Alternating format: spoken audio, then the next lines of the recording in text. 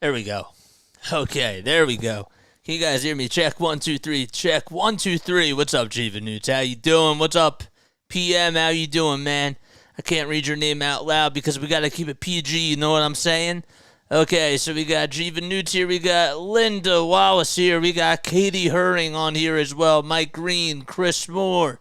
Chris was giving us updates about the Rangers game, which was very interesting, and the Rangers were able to take Game 2 of the ALCS. But guess what? We got Game 1 of the NLCS today on the other side of the bracket. Phillies are taking on the Arizona Diamondbacks. It should be an interesting matchup, just to say the least. Zac Gallen is going for the Arizona Diamondbacks, and he's going to be facing the other Zach, which is Zach with a C and a K.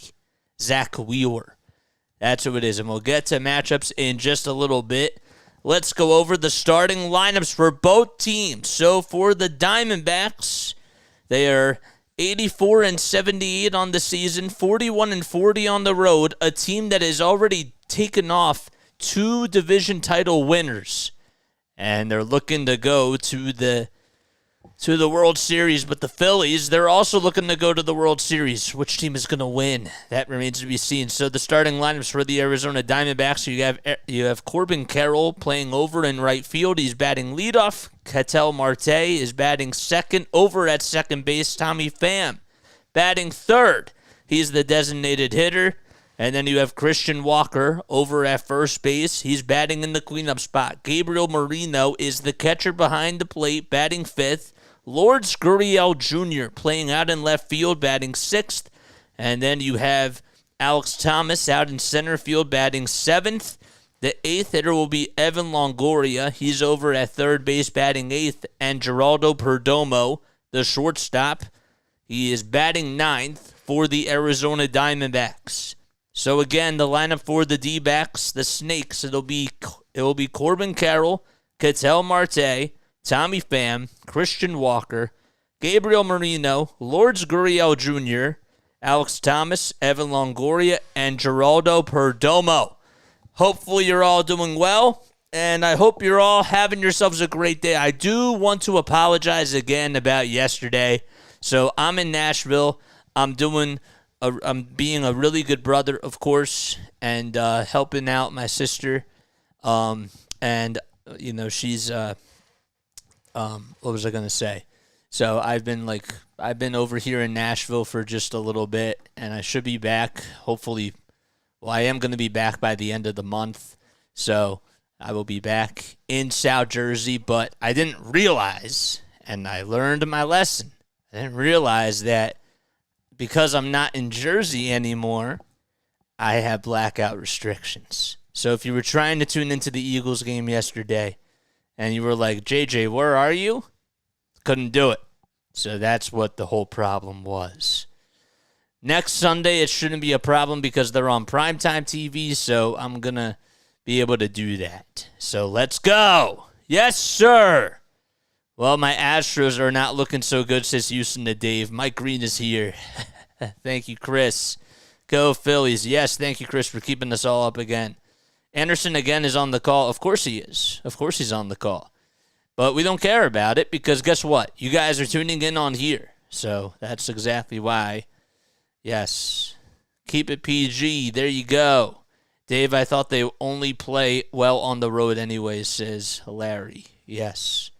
All right, if you guys are new to the channel, make sure you like, subscribe, and turn on those notification bell icons so that way you know when I upload. All righty. So, the Phillies will send Zac Wheeler to the mound tonight. And Wheeler, on the season, he is 13-6 with a 3.61 earned run average and also has 212 strikeouts, which is ninth in all of baseball, and a 1.08 whip as well. The last time that he actually played, it was against the Atlanta Braves. He went 6 1/3 of an inning. He allowed 2 earned runs. He had 10 strikeouts, only 1 homer allowed, 3 hits as well, and 1 walk. He was absolutely magnificent. And the one thing about Zac Wheeler is that when it comes to playoff baseball, he just always shines. and he was absolutely electric the last time he was out there. He had a no-hitter that was going into the 7th inning, and then things just started to catch up to him. So he was absolutely perfect. Phillies, unfortunately, did lose that game. That was the only game that they've lost during the postseason. That was to the Braves. That was Game 2 of the NLDS. That's what it was. So, yes. So in the playoffs overall, he's gone 13 innings. He's allowed 4 runs, 3 earned runs, 8 hits, and 18 strikeouts he has in 13 innings as well. Only 1 walk, too, by the way, which is absolutely magnificent. Ninja Warrior competition only got 3rd. No one excuses age. Nothing but a number, he says. There we go. Yes. What's that noise? I heard a little noise. That kind of creeped me out a little bit. Okay, so let's talk a little bit about Zac Gallen on the other side of the mound.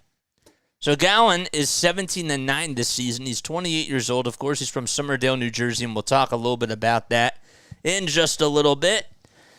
He's 17-9, as I mentioned. He has a 3.47 earned run average and also 220 strikeouts, which is 6th in all of baseball, and a 1.12 whip as well. Last time he pitched, it was against, of course, the Dodgers. Dodgers were able to win by a final score of 4-2. He went 5 1/3 of an inning, allowed 5 hits, 2 earned runs, 2 walks, and he had 4 strikeouts as well. So he's had some success against the Phillies, too, overall. So it should be interesting to see how he does. In the postseason overall, he's gone 11 1/3 of an inning. He's allowed 10 hits, 4 earned runs, 5 walks, and has 8 strikeouts as well. So, and that is your pitching matchup. So Wheeler against Gallen. Comment down below what your final score predictions are. Okay, I want to hear what your final score predictions are. So please let me know. We just reached 30 likes. Let's go, baby. Yes, yes. My sound effects hopefully are working. I did not hear that, but there we go. The bats are hitting well, says Mike Green. Absolutely, man. What time is the next game? Tomorrow, it's the same time, man. Tomorrow's the same time. But one game at a time. We have the first game, which is about ready to get underway. Why am I tangled up here? That I don't know. Okay. That's better. All right, the sounds work just fine. Apple Attack, I haven't seen you on here in a while, dude. Let's go. I'm with you. Let's go.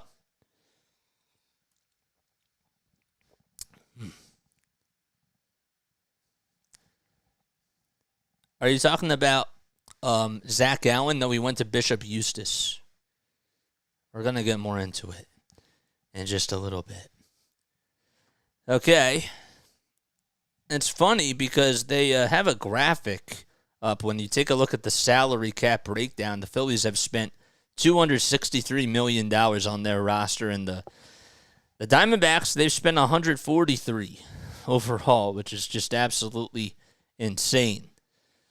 That's just when you look at their lineup. So it is pretty crazy in regards to just this season. So again, the lineup for the Diamondbacks. You have Corbin Carroll leading things off. It'll be Ketel Marte batting second, Tommy Pham batting third. Carroll's in right, Marte's at second, Pham's at the DH spot. Christian Walker, the cleanup hitter, will be over at first base. And the catcher is Gabriel Marino. Lourdes Gurriel Jr. is out in left field. The center fielder is Alex Thomas. Evan Longoria is over at third base. He's batting eighth. And Geraldo Perdomo, once again, is batting ninth. So here's Zach Wheeler, a guy that has a .72 whip in his postseason career in 8 starts and also has a 2.59 career ERA in the postseason. So he's been absolutely electric when the lights are very, very bright. And we are just about ready to get underway in front of a sold-out crowd in Philadelphia at Citizens Bank Park with lots of powder blue, lots of red, and lots of royal blue in the crowd as well. Not an empty seat. So Wheeler gets set, just above the letters. Kicks, fires, and the first pitch. It's swung on and missed, and we are underway. So no balls, one strike. Corbin Carroll is up at the plate. He's batting .412 in the postseason with 2 homers and 4 runs batted in. The 0-1 pitch, swinging a line drive up the middle for a base hit. It'll go out towards right center field, and Castellanos gets to it, and Corbin Carroll gets on with a leadoff single.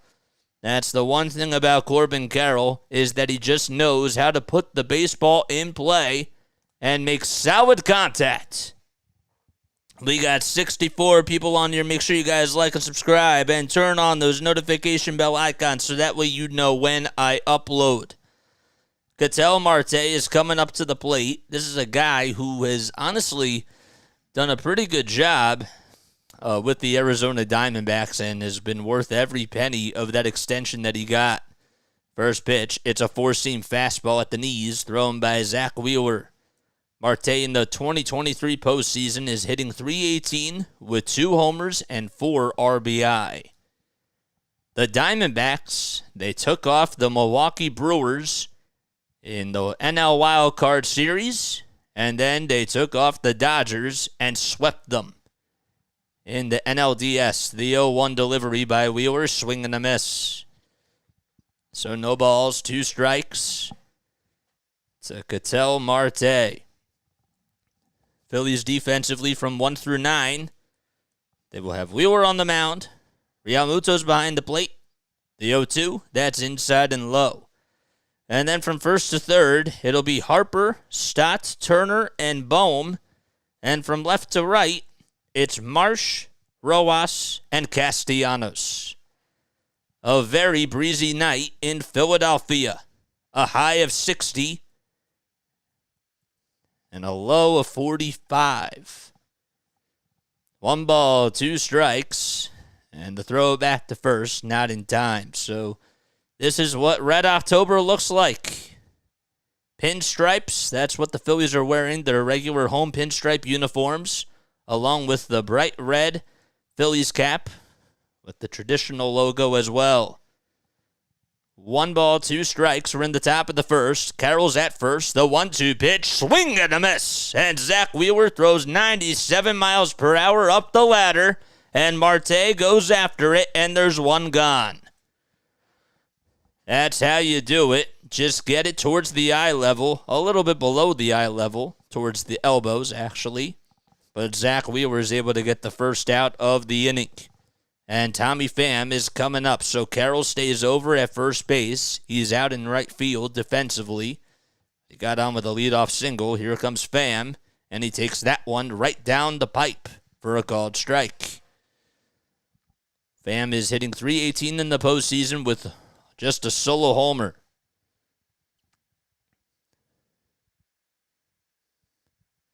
No balls, 1 strike. Wheeler gets set at the letters. Kicks, fires, and that's way outside. It was a sweeper at 85 miles per hour. If you guys are new to the channel, make sure you guys like and subscribe. Turn on those notification bell icons too, so that way you know when I upload. Let's go. Pham against the Dodgers was 6 for 14 with a home run. And he's looking to extend a good series here. The 1-1 on the outside corner for a strike. It's a sweeper at 87 miles per hour. And the crowd cheers and starts standing on their feet, waving the rally towels already.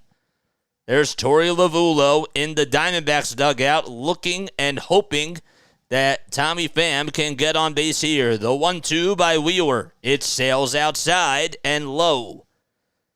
So the count is now 2-2, and the crowd will settle back down.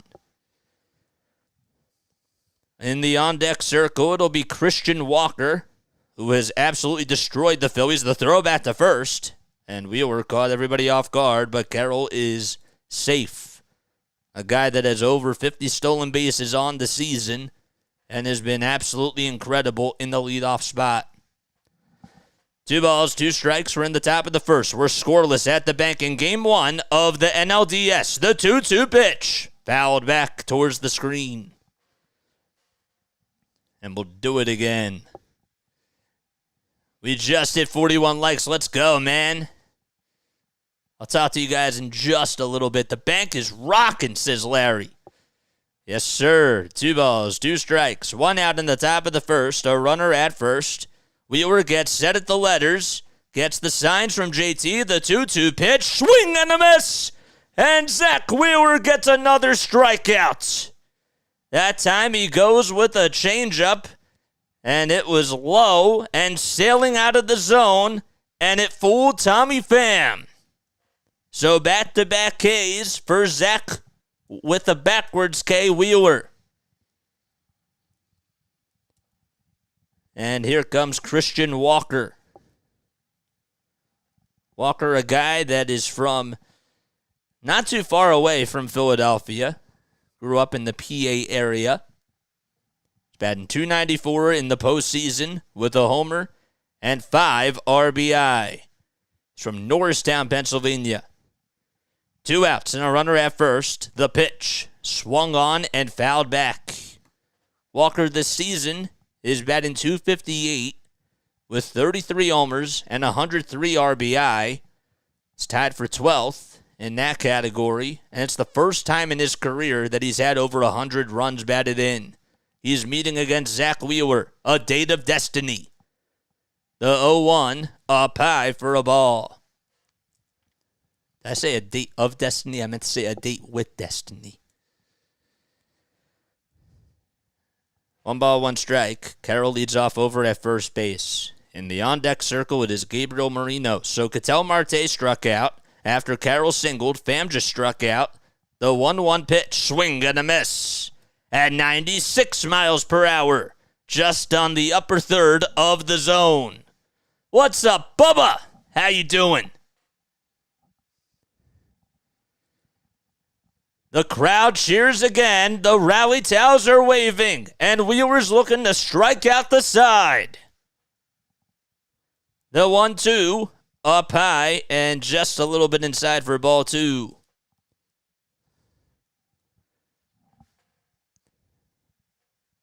Just sub, says Bubba. We love it. We love you, Bubba.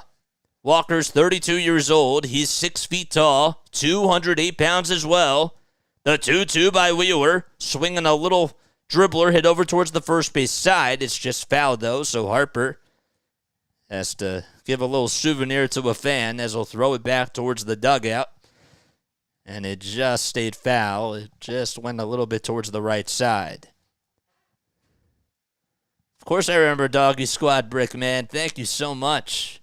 We got 50. Let's go. Let's get to 100. We have 50 already in the first.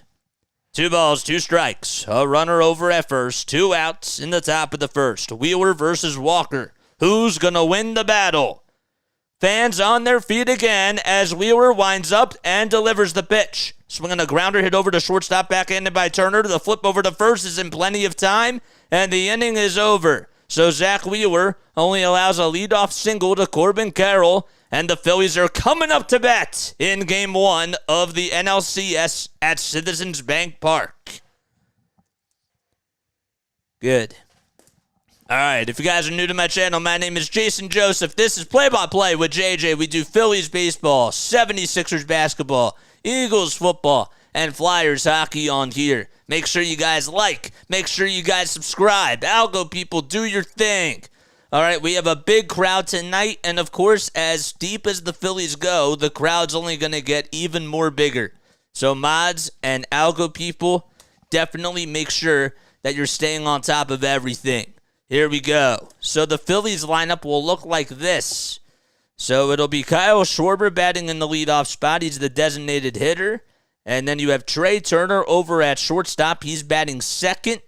Bryce Harper's over at first base. He's batting third. Had a little tongue twister there for a second because Alec Bohm is batting in the cleanup spot, and he's the third baseman. So Bryson Stott's batting fifth. He's over at second base. And the catcher behind the plate will be JT Realmuto, of course. And the right fielder for the Phillies, Nick Castellanos. Out in left field, batting eighth, is Brandon Marsh. And over in center field, batting ninth, is Johan Rojas. So again, for the Phillies, it's Schwarber, Turner, Harper, Bohm, Stott, Realmuto, Castellanos, Marsh, and Rojas. And that is the lineup for the Philadelphia Phillies. And Zac Gallen, once again, is the guy taking the rubber for the Arizona Diamondbacks. Have some fun facts and some interesting stories about him that we'll talk about in just a little bit. But in regards to just how he's been pitching in the postseason, he's been obviously their ace. He's gone 11 1/3 of an inning, 4 earned runs allowed, only 1 homer, 5 walks, and he has 8 strikeouts as well. He's 2-0 in the postseason. So he's been absolutely terrific. He has a 3.18 ERA and a 1.32 whip in his postseason so far. Larry wants to know if Nick should be higher in the order. Let everybody know down below and give your thoughts, because that's interesting.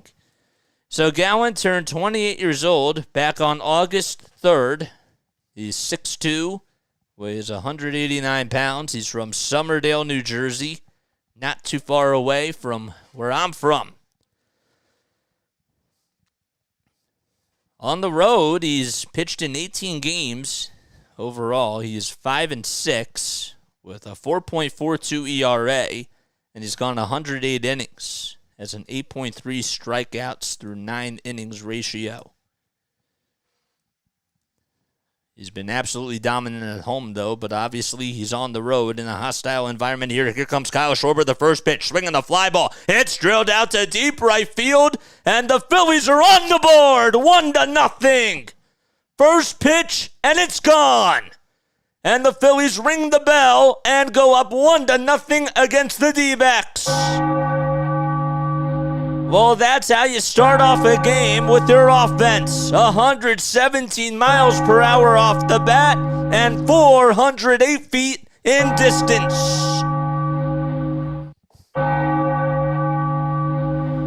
All the pressure on Zac Gallen. And so far, Kyle Schwarber, as he got a fastball, was able to just shoot it out to right field and let it fly. So here comes Trey Turner. The first pitch that he sees is down low for ball 1. 1 ball, no strikes, and the 1-0. It's a fastball at the knees for a called strike. So Schwarber just tattooed that thing out to right field. It was not coming back. It's his first homer of the postseason. The 1-1 fly ball, it's hit out to right field on the run. And making the catch, though, right in front of the track, is Corbin Carroll. So Turner lines out to right field after Kyle Schwarber hits a solo homer to put the Phillies up 1-0. And Bryce Harper's coming up to the plate. Let's go. Man, that's what you want to see.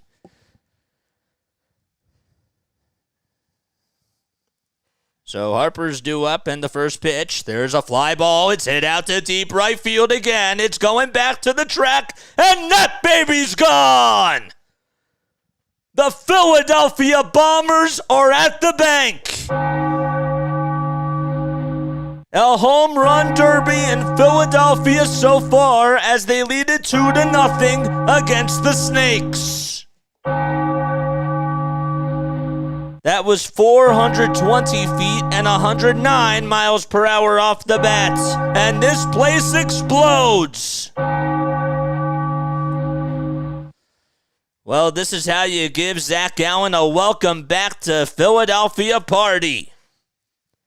As the Phillies are raining on his parade and spoiling it just on 5 pitches. Happy birthday, Bryce Harper.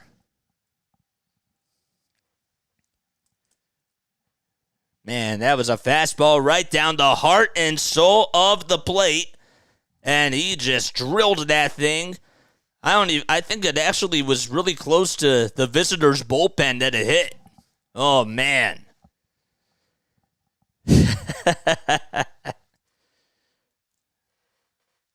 The leader of the team just putting the team on his back. And again, another lefty homer. Here comes Alec Bohm. The first pitch that he sees is a fastball at the knees for a called strike. So the Diamondbacks defense will look like this from 1 through 9. We'll get to it after this pitch. The 0-1, that's outside for ball 1. So On the mound, of course, Zac Gallen is already allowed 2 solo homers. Behind the plate, it's Gabriel Marino. We'll get to the infield and the outfield in just a couple of seconds. The 1-1, just a little bit low for ball 2. So, over at first base, you have Christian Walker, the second baseman, Ketel Marte. Over at third, it's the veteran, Evan Longoria. And the shortstop, Geraldo Perdomo. The 2-1, check swing, did he go? First base umpire says no. Harper is the 4th player in MLB history with a homer in a postseason game on his birthday. 3 balls, 1 strike, 1 out in the bottom of the first. The pitch, swing and a miss at 93 miles per hour. From left to right, the Diamondbacks will have Lourdes Gurriel Jr., Alex Thomas, and Corbin Carroll. The count is full to Bohm. The payoff pitch fouled back towards the screen. So the Phillies do lead it 2-0. Kyle Schwarber and Bryce Harper had 2 solo homers. The 3-2 to Bohm, swinging a fly ball again. It's hit out to left field, not that deep this time. Going over towards the alleyway is Gurriel Jr., and he'll make the catch. And there's 2 outs now. So with the way that things have been going so far, Schwarber homered, lefty. Turner lined out to right, righty. Harper homered, lefty. Bohm flied out to left, lefty or righty. And now a lefty's coming up, so that means that a lefty has to homer here. That's the trend. First pitch to Bryson Stott. Takes that one low. It was a knuckle curve at 82 miles per hour. Stott hitting .238 in the postseason with 1 homer and 7 RBI. His homer was a grand slam against the Marlins. The pitch. That ball is hit out to right field. Getting way under it, though, is Stott, and running in towards home plate to make the catch is Corbin Carroll, and the inning is over. The Phillies get 2 solo homers, though, one by Kyle Schwarber and the other one by Bryce Harper. And we go to the top of the second at Citizens Bank Park in Game 1 of the National League Championship Series. All right. Phillies win and Cowboys lose tonight. It would be perfection. What's up, man? Wow, those home runs have your Philly jersey accent enhanced. Thanks. I don't realize that I have an accent or anything like that. 7-0 Chargers. Already? Why is this not updating? I'm sorry about that, guys. Let me refresh the page. That's a little bit weird. There we go. Okay. Sorry about that. Thanks for letting me know. All right, so my name is Jason Joseph, guys. If you're new to my channel, make sure you guys like and subscribe and turn on those notification bell icons too, so that way you know when I upload. All right, so the whole story is that I'm a broadcaster from South Jersey.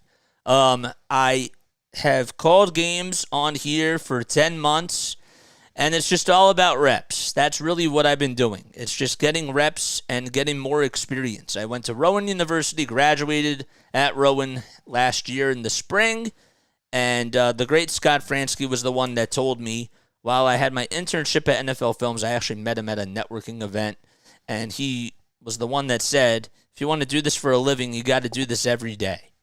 So we did 127 of the 162 games for the Phillies this season, and we also have been doing Sixers basketball, Eagles football, and Flyers hockey. We're going to get started with that. So, and while we're on Flyers hockey and Sixers basketball, we're not starting their season until the Phillies are done. Okay, we've come to terms with that because obviously these games are very important. These games really matter right now. So we have to make the sacrifices, and we just have to keep doing the Phillies games because they're the most important. We're still doing Eagles football whenever they play. They play next Sunday, of course, but that's only once a week. That's not as big of a time commitment. So just wanted you guys to know, okay, that we are not starting Flyers hockey or even Sixers basketball until the Phillies are done. So that's all I wanted to add. Once the Phillies are done, then we're going to jump right into it with the Sixers and the Flyers. Who wants some pizza rolls, says Fisherman Sam? I don't know. I think I want some Kyle Schwarbombs, man. That's what I think. I'm here, JJ. What's up? Yes, sir. How you doing?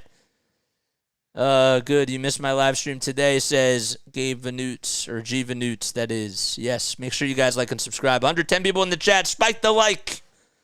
The ball is one strike to Gabriel Marino as Zac Wheeler's back out there on the mound. He has 2 strikeouts and has only allowed 1 hit so far. The 0-1, swing and a miss, and the count is now 0-2.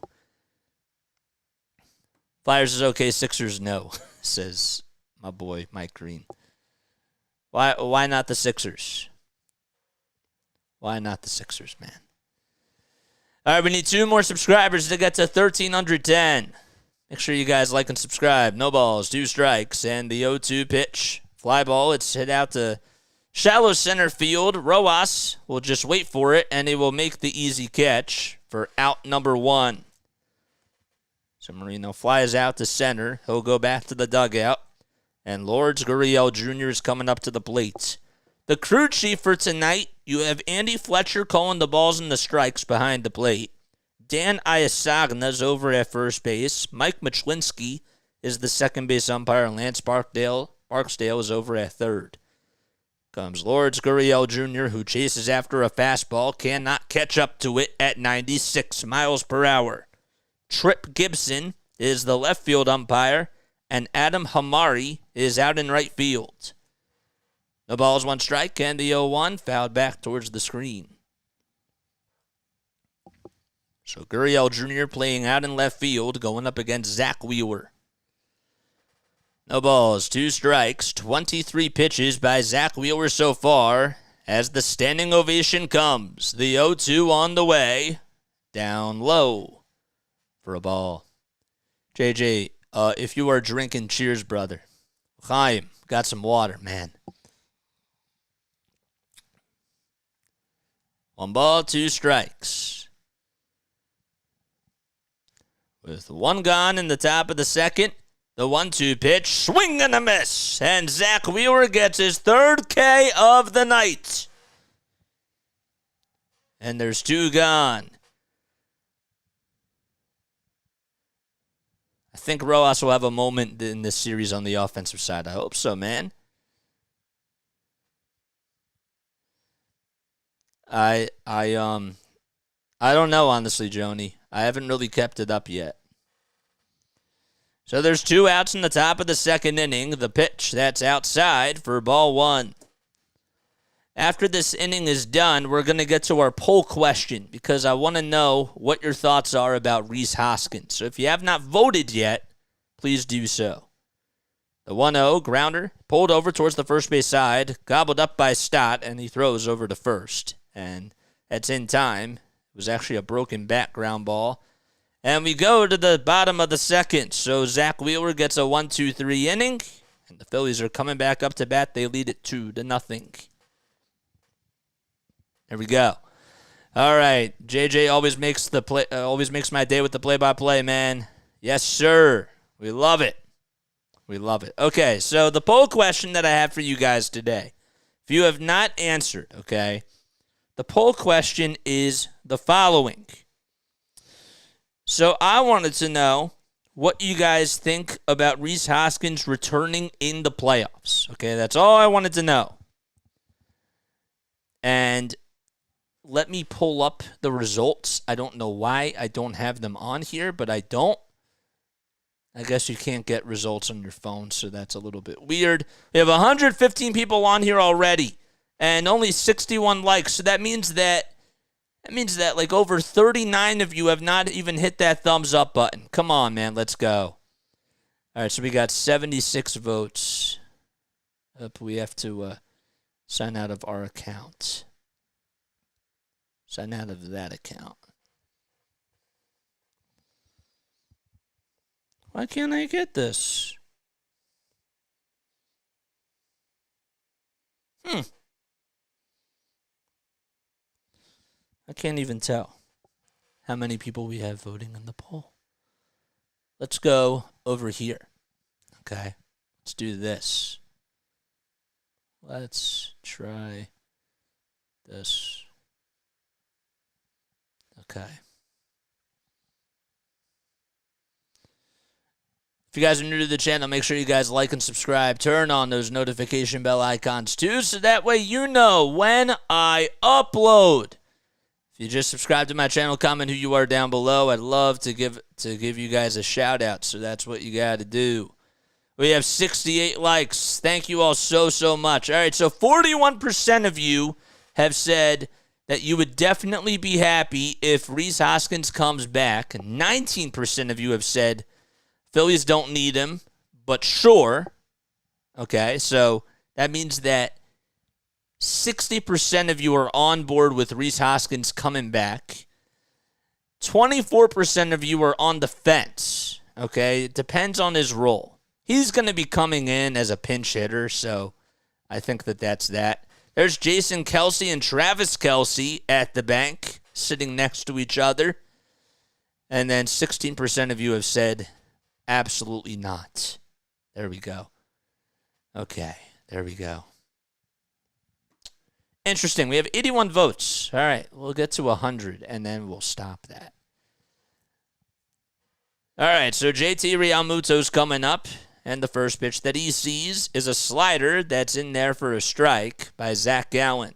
So Gallen threw 14 pitches. 2 of them were solo homers that were hit by Schwarber and Harper. The 0-1 off the plate. All right, we need 2 more subscribers to get to 1,310. I'd like us to get to 1,330 by the end of tonight. The 1-1 down low. It was a knuckle curve. So the Phillies lead at 2-0. JT Realmuto is up at the plate. This is a guy that actually hit the cycle when he was playing in Arizona earlier this season, back in June. The 2-1, swing and a miss. Phillies would end up losing that game, but he was absolutely incredible at the plate. And that was during the middle of what was a 13-game road winning streak for the Phillies. 2 balls, 2 strikes. Gallen kicks, fires, and throws that one up high for ball 3. So the count is now full. JT is now 32 years old. He's from Del City, Oklahoma. Payoff pitch, swing and a miss. And Gallen goes with a changeup that was way inside. And JT tried to swing on top of it, but could not catch it. Now, go back to the Phillies dugout. There's the first strikeout for Zac Gallen.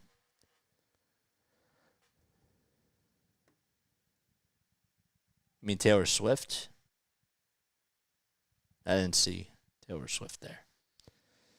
Now, Nick Castellanos is coming up, and he takes that one low. So Castellanos hit 2 homers in back-to-back postseason games, which has never been done before. Did that in the last series against the Atlanta Braves. 1 ball, no strikes, and the 1-0, swing and a miss. Goes after a knuckle curve.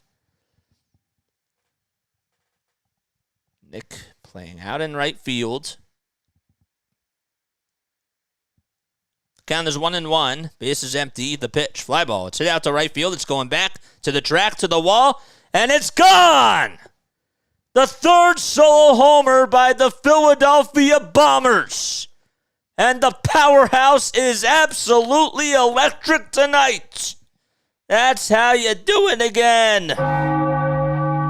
3-0 Oppo Taco for Castellanos.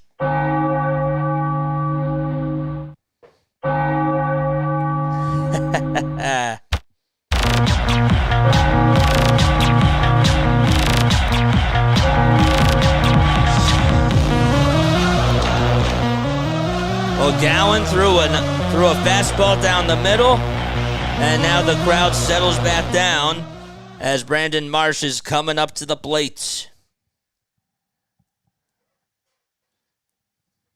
That's how you do it, man. Casty's absolutely ridiculous. 1 ball, no strikes, and the next pitch is down low for ball 2.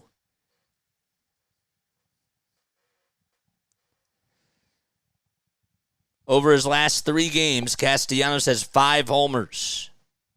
Marsh will take the 2-0 on the outside edge of the plate for a strike. There's his son Liam in his jean jacket. It looks pretty good on him, not going to lie. 2 balls, 1 strike, and the next pitch. It's fouled back towards the screen. Gallen with 27 pitches, 3 of them, of course, solo homers allowed. Marsh in the postseason batting .357 with just a solo homer. The 2-2 on the way, swing and a miss. And Brandon Marsh will strike out. And now Yohan Rojas is coming up. So Zac Gallen is he's a guy that's from Summerdale, New Jersey. Okay, Alex Coffey, if you guys don't know her, actually wrote a really good piece on him. This is a guy that went to Bishop Eustis, and he said that coming into tonight, quote, "I'm treating it like it's a business trip coming to Philadelphia," as the first pitch is in there for a strike. This is about the NLCS. That's really where my emotions are right now. The external factors, I'll block them out as best as I possibly can. The 0-1, down low for ball 1. It's interesting because it almost kind of comes full circle because Gallen gave his mom, Stacy, tickets to last year's World Series, as the 1-1 is down low for ball 2. And she said that it would be really cool to see you pitch in this type of an environment. And well, here we are in 2023 in the National League Championship Series, the series before the World Series. And Gallen, the 28-year-old's pitching for a team that he grew up near. The 2-1 grounder rolled over towards the first base side, and the throw over to first by Marte is in time. And the inning is over. Nick Castellanos, though, adds an exclamation point and puts the Phillies up 3-0 on an opposite field home run. We go to the top of the 3rd inning. Okay. Almost bedtime for the kids, so they get YouTube control of cartoons, but they will sleep. Not me. I'll be right back, JJ. Sorry. No, you're good, man. If you guys would like to donate to the channel, make sure you guys like and subscribe. Or if you guys would like to donate, you can feel free to hit the super chat button down below. I have a lot of eyes on different places, so let's take a sip of water. Yeah, I know Jody Stewart. As the dbacks bullpen starts warming up, that he's letting the outside noise, go. That aged pretty well, right? It aged really, really well.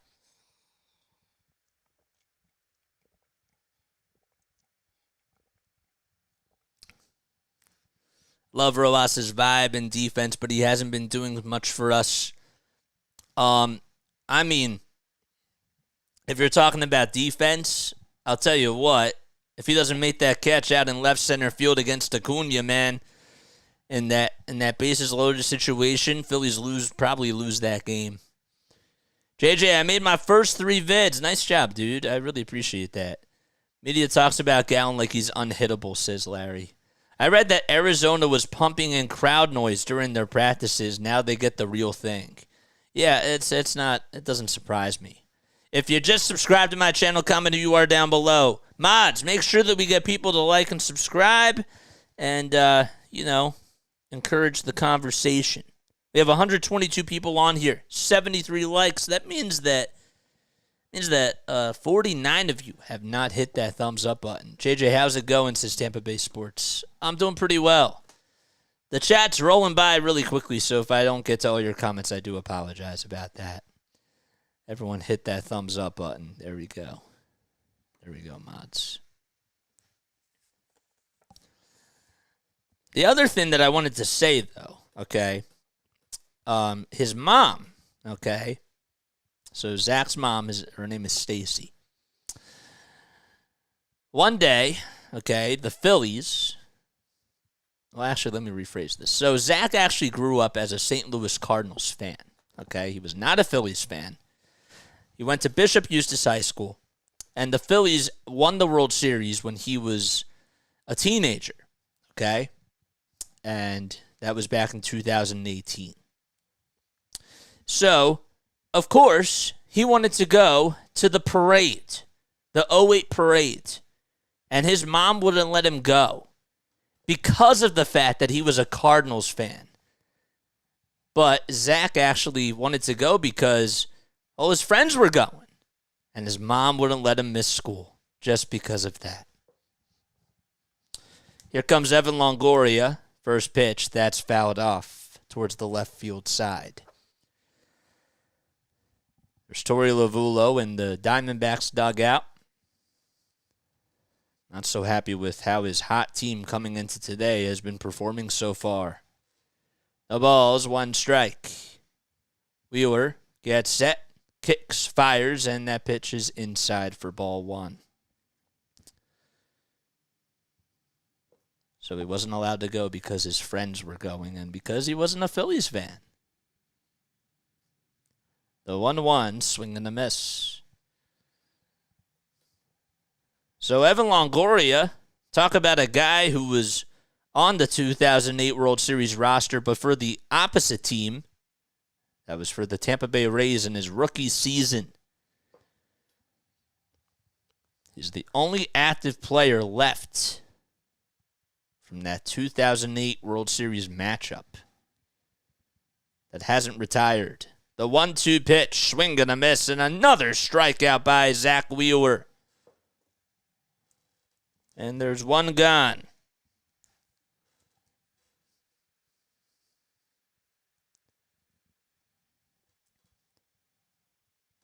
The electricity at the bank is absolutely insane. 31 pitches by Wheeler and 4 strikeouts already. Here comes Geraldo Perdomo, and he takes that pitch at the knees for a called strike at 96 miles per hour. So Perdomo is 23 years old from the Dominican Republic. Made his MLB debut back on April 3rd of 2021. The pitch inside for ball one.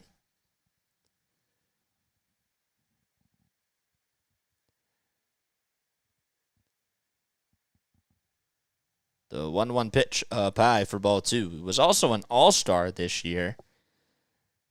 Played over at shortstop.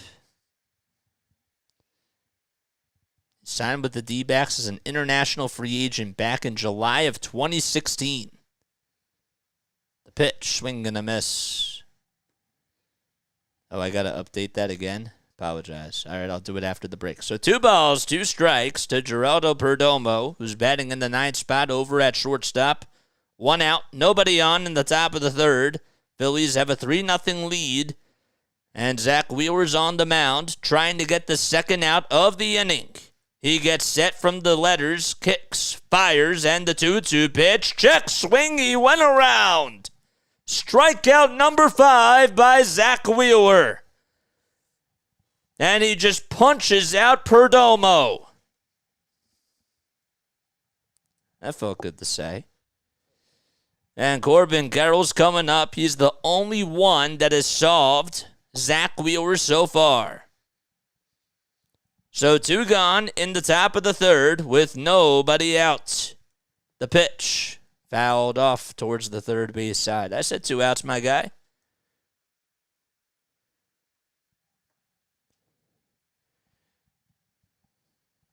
Carroll singled in the 1st to start off the game. The ball's 1 strike. Wheeler comes set, kicks, fires, and that's low for ball 1. You guys jinxed each other. So proud of you. I appreciate your work to give us good play-by-play. Thank you, man. Means a lot. We've come so far, and we have so much further to go. 1 ball, 1 strike, and the 1-1 in there for a called strike at 96 miles per hour right down Broad Street. The fans standing once again. The rally towels are waving. Lots of red rally towels. In Game 1 of the NLCS, Phillies have not hosted the first 2 games of a playoff series in quite some time. 1 ball, 2 strikes, and the 1-2 delivery to Carroll, inside and low. So the count is now 2-2. So Wheeler has 40 pitches. Carroll, as I mentioned, is 1 for 1.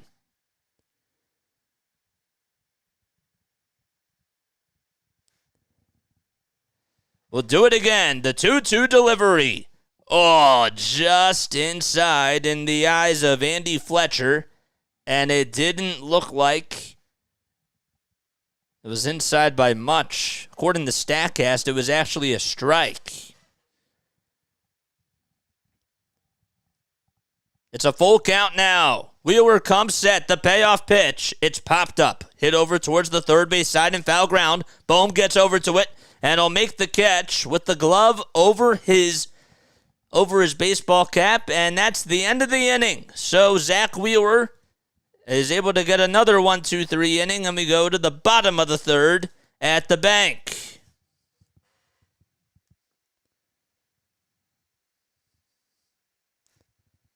Nice. All right, help JJ with the algorithm, man. Top of the order back up. Let's go. Cheers to each and every one of you. L'chaim. All right, let's change our Monday Night Football game score. Apologize about that. We have to refresh that.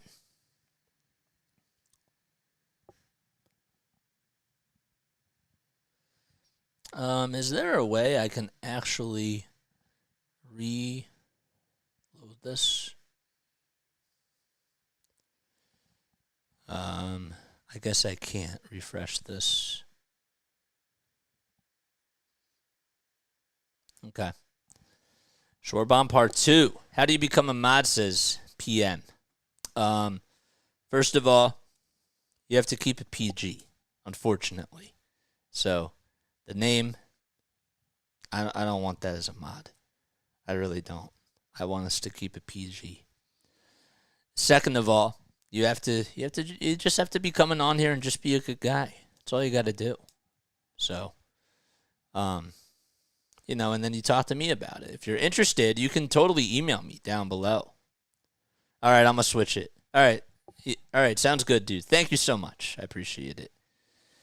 We just hit 81 likes. Let's go! 19 more to go to get to 100. Let's go, man. Bottom of the third, the Phillies coming back up. Kyle Schwarber is the guy that hit a solo homer to start off the game for the Phils.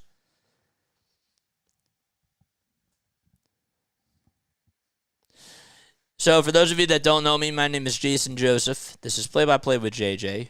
All right, we are casting this game. We do a whole lot of Phillies games, Sixers basketball, Flyers hockey, and Eagles football. We're not doing Flyers or Sixers until the Phillies season is done, though, because these games take priority. We're still doing Eagles because that's not really much of a time commitment. Let's get to 100 likes. The score you had for Monday Night Football was much better, JJ. Thanks. Appreciate it. Yeah. JJ, ever been to the Kibitz room? Of course I've been to the Kibitz room. Ugh, it's great. A little pricey. I'm not going to lie about that. It's a little bit pricey. But yes, we like the Kibitz room. Yes, sir.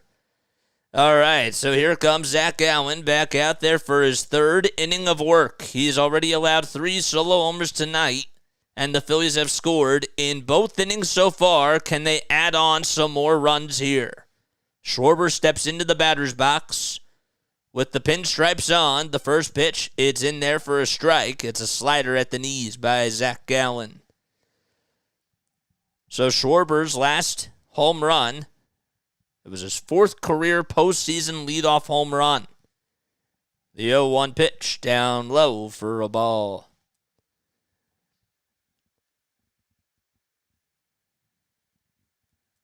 So 1 ball, 1 strike. Harper waits in the hole. Turner is on deck. Gallen gets set above the letters, kicks, deals the pitch. Check swing. Did he go? Third base umpire says no. So the count is now 2-1.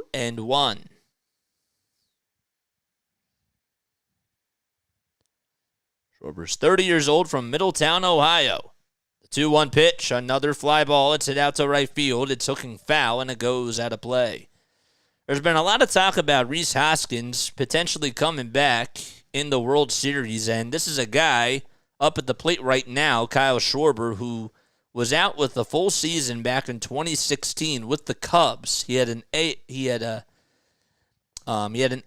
injury, did not return until the World Series, and made a very big difference with that Cubs team.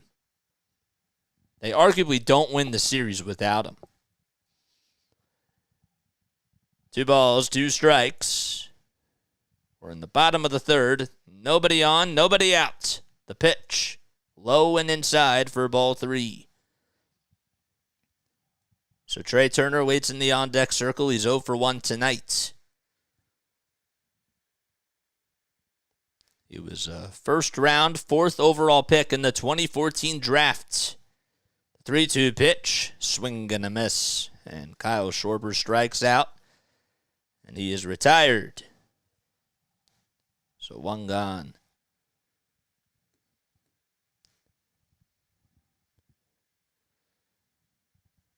There's Torey Lovullo, a guy that is 6-3 in the postseason so far. And Trey Turner's coming up and he loses his bat, but he'll foul that one off towards the net. And I think his bat came along with it. Did it? Couldn't see where the bat landed.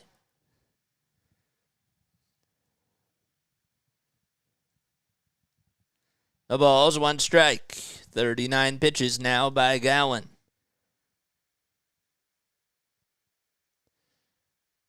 Gallen signed for a 6.5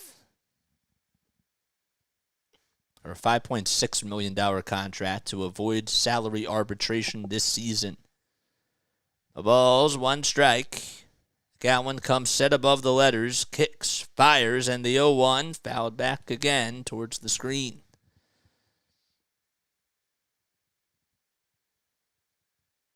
So Trey, he's 30 years old. He's a 2-time All-Star, World Series champion back with the Washington Nationals back in 2019. 2-time NL stolen base leader as well. The 0-2 just fouled off. Made his major league debut back in 2015 and was drafted by the Padres. He was originally actually selected by the Pirates in the 20th round, but decided to play college baseball at North Carolina State.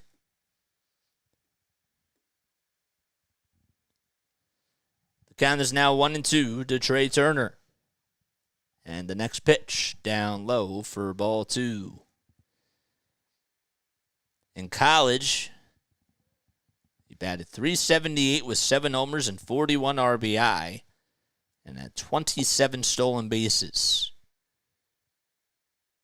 That was just in 2013, I should say. The 2-2 pitch just fouled off.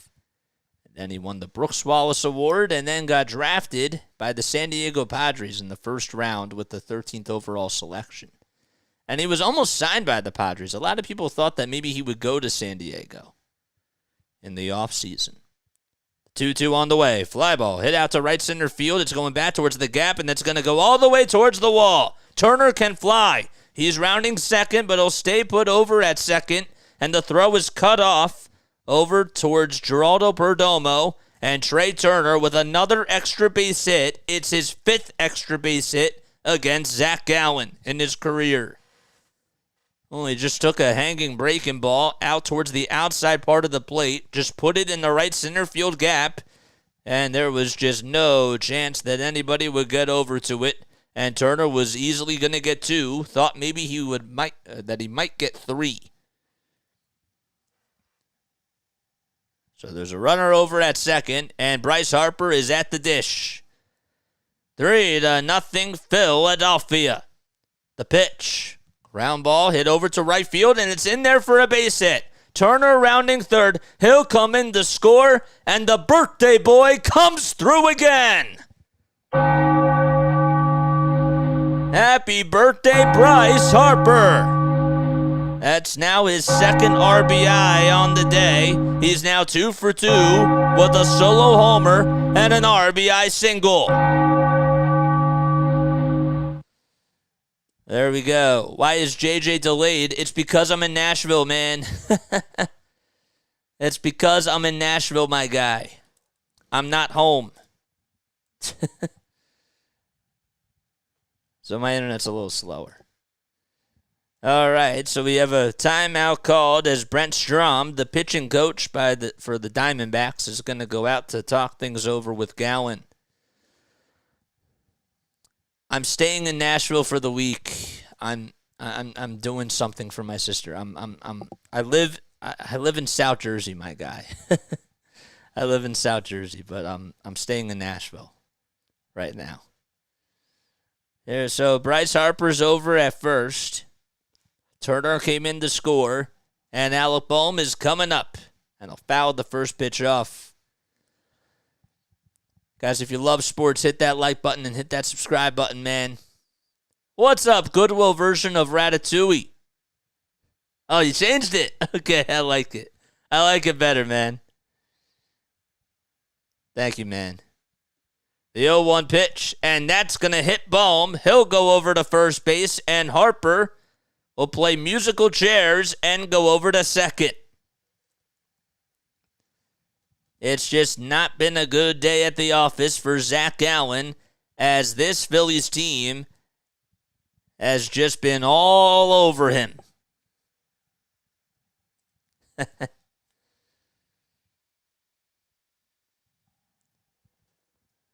that's how you take it. Just hit him right on the elbow. That has to leave a mark. And Bryson Stott's coming up, and the fans stand once again. The Philly fanatic leading the charge in the crowd, conducting the audience to sway from right to left. Harper dancing off the bag at second. The first pitch by Gallen as he delivers from the stretch. It's outside for a ball. There's one out in the bottom of the third. Runners over at first and second. Phillies lead it 4-0. Harper's at second. He had an RBI single, and Bohm got hit. He's over at first. The 1-0 outside at 94 miles per hour. D-backs will certainly be getting somebody warming up in the pen just soon. 2 balls, no strikes. Stott ahead in the count. The 2-0 delivery. That's off the plate for ball 3. It was a knuckle curve at 81 miles per hour. The pressure has come to Zac Gallen, and the Phillies have been all over him tonight. And this is just game 1 of the National League Championship Series with a roaring crowd at the bank. The 3-0, and Stott thought he was excused, but he takes that pitch on the outside corner. And the count is 3-1 now.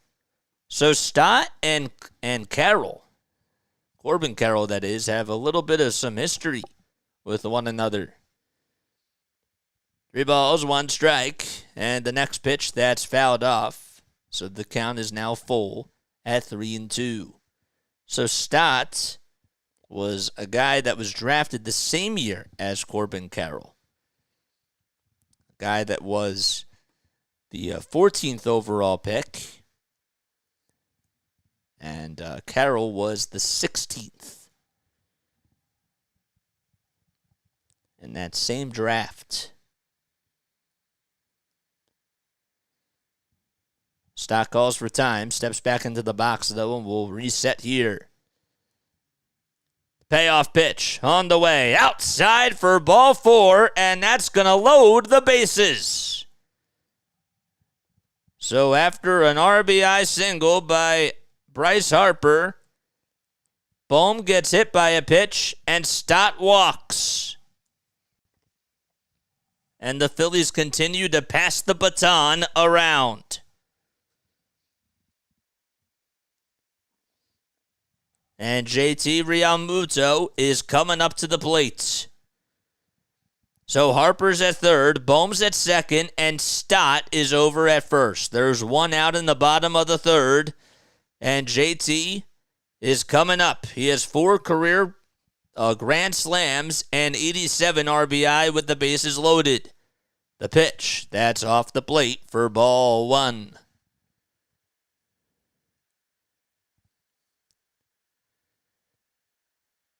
JT is 6 for his last 22 with 2 homers and 6 RBI. The pitch, swinging a grounder, hit over to shortstop. The flip over the second. There's one to throw to first. Got him.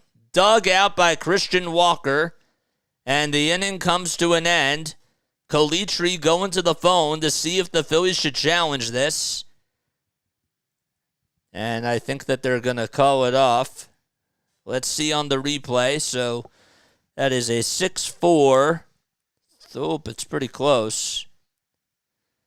There's a 6-4-3 double play. The Phillies will not challenge this. Yep, his foot was on the bag. And we go to the top of the 4th inning.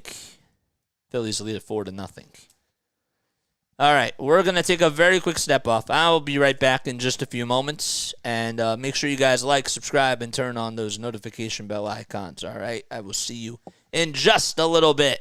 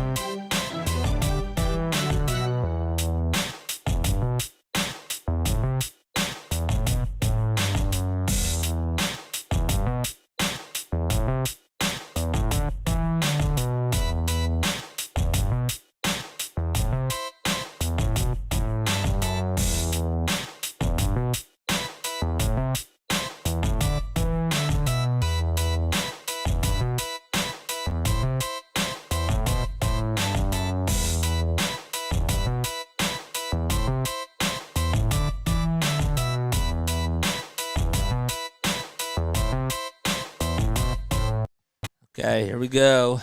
Nice job. Oh, could just hit a sac fly or anything else.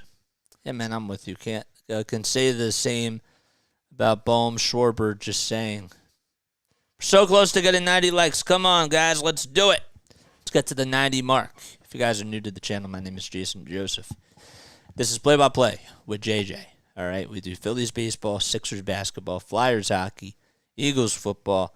If I sound like a broken record, it is because we have 113 people on here, and we have a new audience. Our audience continues to grow. Please make sure that you guys spread the word. It would really mean a lot to me if you guys told your friends about this channel or other people that would love the Phillies, love the Flyers, love the Sixers, because we want to continue to grow the family. That's the whole thing. And speaking of family, okay, the one thing that I love about baseball is that it brings me back to my roots, right?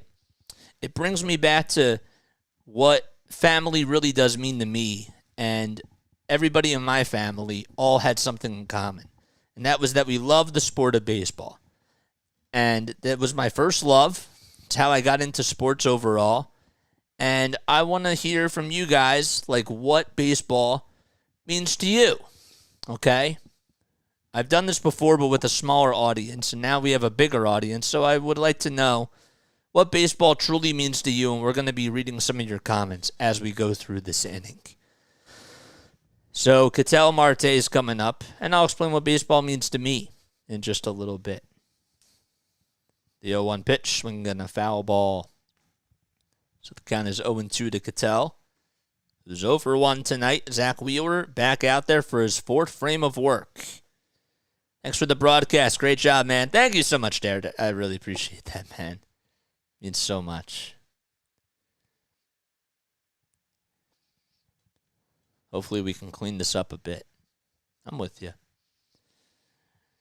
No balls, 2 strikes. Nobody on base. We're in the top of the 4th. Phillies have a 4-0 lead. The pitch. Fly ball. It's hit over towards the third base side, and it goes out of play.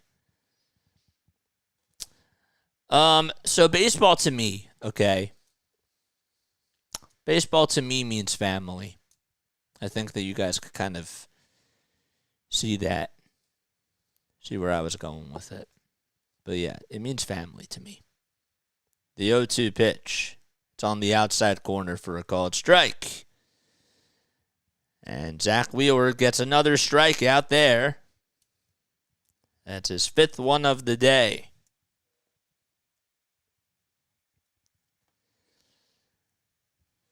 So I had an older brother who had really severe special needs, and he loved baseball. And I don't know what it was about it that he loved, but he really liked it.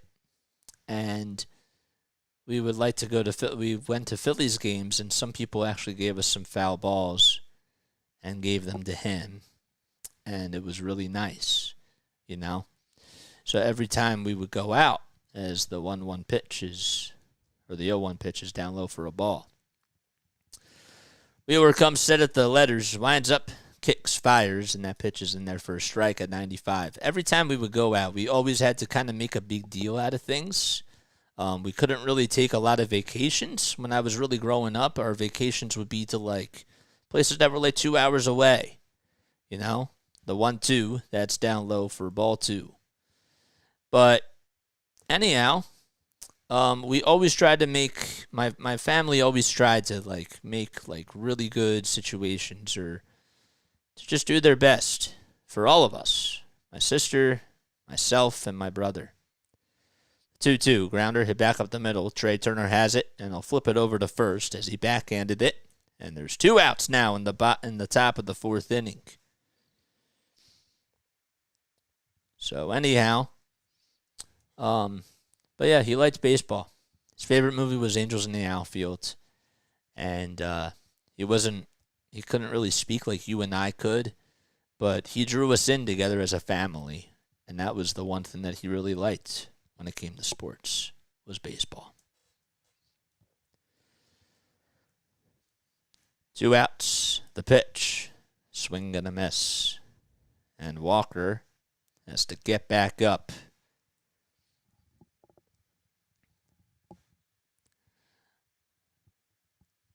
Josh says about the Rhys Hoskins thing, he would be so cold off the bench waiting a month.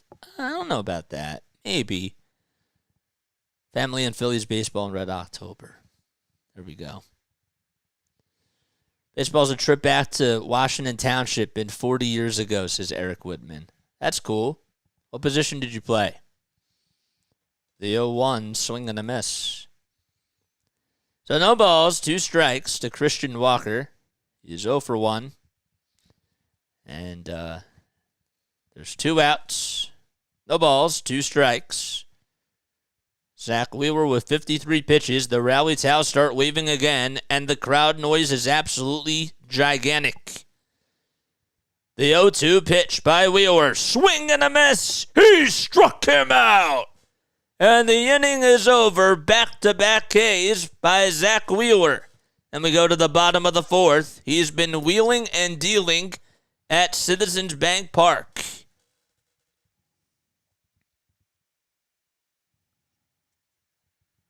There we go. 2 new subscribers. Let's go, man. Baseball to me is childhood, says Maddie. Thanks so much for coming on here, Maddie. And the friendships that you made with your teammates with the ups and downs of the game. Yeah, I can see that. I can understand that for sure. I also think that the pace of it is really artistic, and just the coolness of the sport. There's no time. It's not a time sport, even though they're speeding up the game, and you can argue now, okay, yes, it's becoming more of a pickup type of a sport, but it still is not timed, right? But it's where a lot of things can happen. And I also think it's where legends are born. I do. Make sure you guys like and subscribe. Turn on those notification bell icons. Thank you, Jared and Carrie, for joining the Play-by-Play with JJ family. Thank you. There we go. If you guys would like to donate to the channel, feel free to do so. Click the super chat button down below. You can also, if you guys don't want to do a super chat or a super GIF or whatever they call it, you can also donate via PayPal or Venmo as well. You can follow Play by Play with JJ on all the social medias on there as well. by clicking on the LINKTREE, so that should give you access to all the social media outlets that we're on, and also the Venmo and the PayPal accounts as well. So make sure that you keep up with all the action, man, because we have a lot of stuff coming up, and we just got started 10 months ago. You know what I'm saying? So it's been really awesome. And we're not stopping. We're not stopping. Fransky was the one that told us that we got to keep grinding. Scott Fransky is the radio play-by-play announcer for the Philadelphia Phillies. And my thought has always been, there's so many talented people that are out there, but, what about us? What about me? So that's why we're grinding, because we have a hungry type of a mentality. So that's what we do. And I want you guys to come on this ride with me, I know I really haven't been active with the chat as much tonight. That's just because I'm so much more invested in the game. I love you guys so much. I truly mean that. I'm not here without you guys. You know what I'm saying? All right, we go to the the bottom of the fourth, that is. The first pitch is swung on and missed by Nick Castellanos. So the Phillies will have 7, 8, 6, 7, and 8 due up. Nope, 7, 8, and 9. We're mixing things up a little bit. Doing a really good job. Enjoying the broadcast, says Bob Paul. Thank you. Appreciate it. No balls, 1 strike. And the 0-1 offering, it's down low. So just to mention, Zac Gallen is still out there on the mound for the Snakes. This is game 1 of the NLCS. It's a best-of-7 series. The 1-1 fouled off. Castellanos homered his last time up and took Gallen out to right field. That's his 5th homer that he's had in his last 3 games. 59 pitches for Gallen. 1 ball, 2 strikes. Gallen gets set above the letters, winds up and delivers the pitch. Grounder hit over to third base, gobbled up by the third baseman, and the throw over to first is in plenty of time. So Longoria throws it all the way to Christian Walker. And there's 1 gone in the bottom of the 4th. And Brandon Marsh is coming up. Josh, I want to see your story. Baseball reminds me of my dad and I spending time together before my parents got divorced and he started this new life with his new wife. It hits family, man. It does. There's nothing better than going outside as a kid with your father and him saying, "Son, let's go have a catch." That's why the end of Field of Dreams makes me cry. The pitch. Fly ball. It's hit out to right field. It's going to drop in for a base hit. So Brandon Marsh gets aboard with a single, and he will stay put over at first base. He took a pretty wide turn, but Carroll threw it in towards the infield, and Marsh with the big ball celebration over at first base. He got a fastball that almost jammed him and was able to just get the barrel inside and did a good job at just cutting the bat and staying on top of it as well. So he's over at first. Yohan Rojas is up at the plate wearing the bright red batting gloves. The pitch, ground ball into left field for a base hit. It's going down the line. It's backed up by Gurriel Jr., and Marsh goes over to third, and Rojas gets a double. On back-to-back pitches, the Phillies get 2 hits in a row, a single by Marsh, and a double by Rojas. Kind of surprised that Longoria wasn't playing Rojas over towards the line, but I guess that because he really hasn't pulled too many pitches down that line in the playoffs, you can understand that, but Rojas certainly made him pay. He is over at second, Marsh is over at third, and Kyle Schwarber's due up, and we flip the lineup card and go back to the top of the order. Schwarber hit a home run on the first pitch in the bottom of the first. And he's 1 for 2 on the night. The pitch, ground ball, hit over towards the first base side, knocked down by the first baseman to throw to home plate to get Marsh. It's in time. Good play by Christian Walker. It was hit so sharply that Marsh was just going to be out at the plate. He tried to be aggressive, And going over to third, of course, is Rojas, and staying put at first is Kyle Schwarber on the fielder's choice ground out. So that's going to go down as a 3-2 fielder's choice. And Marino did a pretty good job at swiping Brandon Marsh right on the front of the jersey on the letters. There was no chance that Marsh was going to get in there. He tried to get his right hand in there, but just was not able to do it. And here comes Trey Turner, the pitch. First pitch, that is. It's popped up, hit over towards the third base side, and it's long foul, and it goes out of play. Good job by Walker to just knock that thing down. It was hit so sharply that I didn't even know where it was going to end up. So that's a 3-2 fielder's choice. Rojas at third. Schwarber at first. The 0-1 to Turner. It's off the plate for ball one. Spike that like. Do JJ a solid. Yes, sir.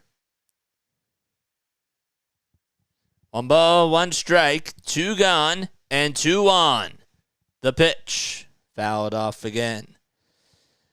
Jared says, baseball comes down to a man with a stick and a ball and a man with a ball. The penultimate one-on-one challenge inside of a team sport. It's funny that you say it like that because you're not wrong. The 1-2 delivery to Turner lays that one off. And it comes 2-2. Bryce Harper waits in the on-deck circle. There's the Phillies' third base coach talking with Yohan Rojas. It's Dusty Wathan over at third. The 2-2 pitch to Turner. He lays that one off, too. It's another knuckle curve, and Turner decides not to go around. They were talking on MLB Network. I can't necessarily remember what the stat was in regards to what the chase rate was, but the Phillies' chase rate when it came to Trey Turner and Nick Castellanos was so high. In the playoffs, it's been so low. The 3-2 on the way, swinging a little dribbler, hit over towards the first base side, and Walker has it, and he'll just touch the bag with his right foot for the third and final out. No runs, 2 men left. We go to the top of the 5th at Citizens Bank Park in Game 1 of the National League Championship Series. Okay. Everyone hit the like button.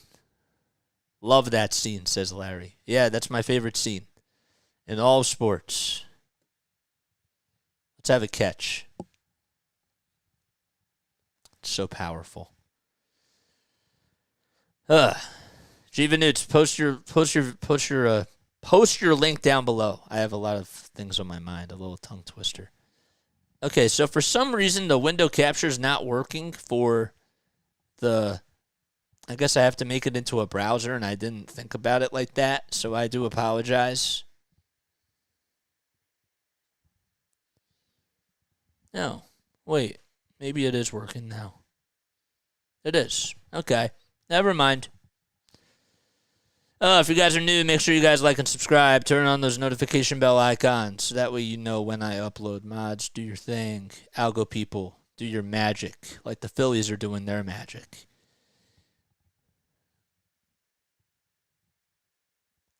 Kind of have to go. Ball is hit to the right side. Just hit too hard. You kind of have to go. Yeah. I'm with you. Yes, I understand what you're saying. The game within the game. We're so close. We need 5 more likes to get to 100. Solo home runs for life.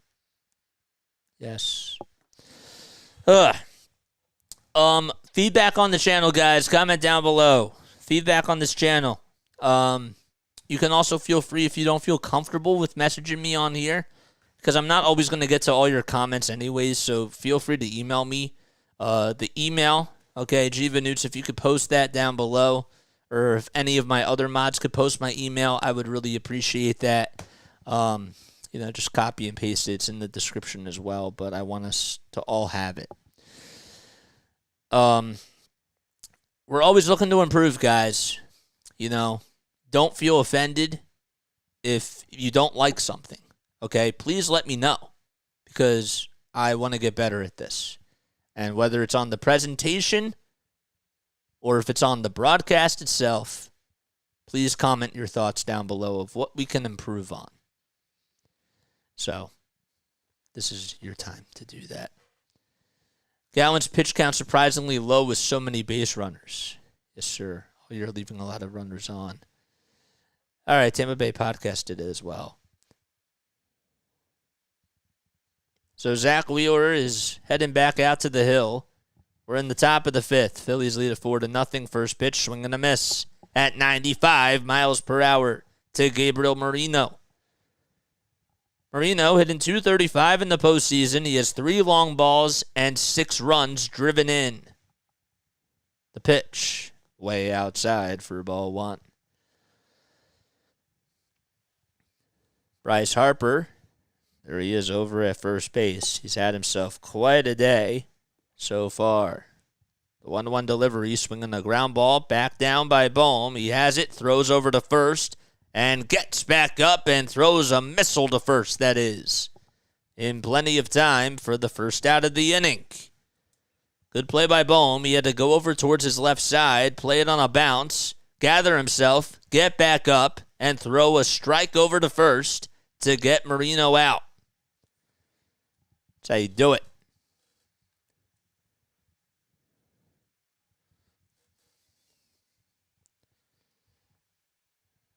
Here comes Lourdes Gurriel Jr., and he takes that pitch down low for a ball. Wheeler starts the inning. There we go. 1 ball, no strikes. Wheeler comes, set at the letters again, kicks, deals, up high for ball 2. A lot of fans tonight. You can see one of them has the bat with the alcohol in it. 2-0 pitch, swing and a miss on a fastball right down Broad Street. Phillies hoping to get another home run and send that one down to Broad Street, but they're going to have to wait another half inning to get another opportunity at that. 1 out, bases empty. 2 balls, 1 strike to Lourdes Gurriel Jr. Phillies lead it 4-0 against the Snakes. The 2-1 pitch by Wheeler, another swing and a miss. And that fastball came in at 95 miles per hour.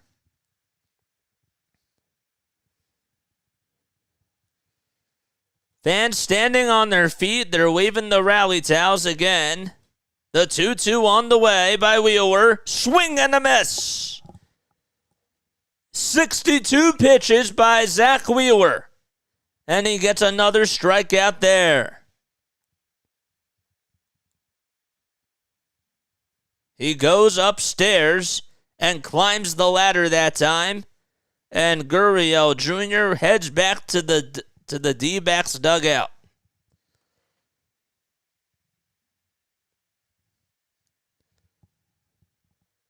The pitch to Alex Thomas is in there for a strike.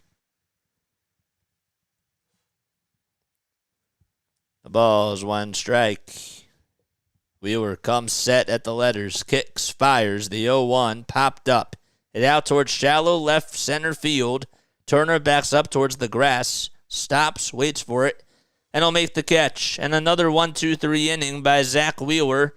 He has 8 strikeouts tonight and has only allowed 1 hit in 5 innings. And we go to the bottom of the 5th in Philadelphia. Oh, man. I think we're going to have to take the cap off because we're starting to get a little hot.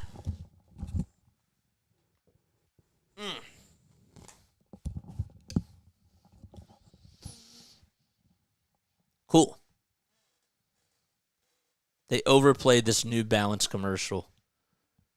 Well, Wheeler's looking like Hamels in 08. Yeah, man. 1 base runner through 5. I'd said 1 hit through 5. So, it's great. Oh, man.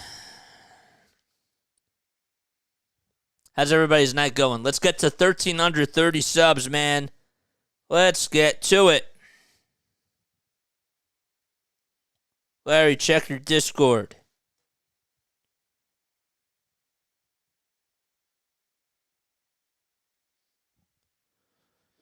Hit that like button, man. Eric Whitman says, hit the like button, man. Take the mask off too, JJ. The mask off. You're funny. Yo, can we get at least 2 more runs and I can fall asleep, says Jose. You're going to fall asleep during my broadcast? That's terrible. No, I'm kidding. I know that's not what you meant. Going well, JJ. How are you feeling? I'm feeling pretty good. I'm happy that I'm here. Happy that I'm in Nashville. Again, apologize about the Eagles game yesterday because we're not in Philly and because I'm not at home. Couldn't get the game. If you just subscribed to my channel, comment who you are down below. We need 18 more to get to 13 under 30, which is our goal for today. We want more people to join the play-by-play with JJ family. If you guys would like to donate, you can feel free to do so. There's nothing stopping you from doing that. Hit the super chat button down below. And also, if you would like to, you can feel free to donate via PayPal or Venmo by clicking on the LINKTREE, which is in the description. And it's also pinned in the live chat as well. Jose Torres says, nah. I missed the quote-unquote pregame. How about those Rangers? Yeah, man. It would have to be 2 more solo homers because we can't hit with runners in scoring position unless there's somebody on. Sad Cowboys fan wants to know, what sports did you play growing up? I really only played baseball. I wasn't really competitive with baseball. I helped out with the special needs community. I did a lot of stuff with Challenger baseball. And I also did basketball as well. Helped out an organization called the Ahad Squadron. So I worked with a lot of athletes who had different types of special needs. And that's how I got into sports also. 1 ball, no strikes to Bryce Harper, and the 1-0 pitch, swing and a miss. So the first pitch was down low. The second pitch was inside. Gallen was 71 pitches. Harper has gotten to him twice. The 1-1 on the way, down low for ball 2. Oh, man. There's a Bedlam at the Bank sign out in left field. Right in the first row of where Harper hit a home run last season in the NLCS, but it was game 6. Or game 5, I should say. I really had to say that. 3 balls, 1 strike as the 2-1 is down low for ball 3. Gallen comes set above the letters, kicks, fires, and it's inside for ball 4. And Bryce Harper, the birthday boy, goes over to first and has gotten on base for the 3rd time this evening. My granddaughter plays in the Challenger League here in Sparks, Nevada. That's really cool. That's so cool. Yeah, I liked giving back to Challenger. I definitely would like to do that next year. Would like to volunteer and do it again. Haven't done it in a while. But yes. Here comes Alec Bohm. The pitch. Outside and low for a ball.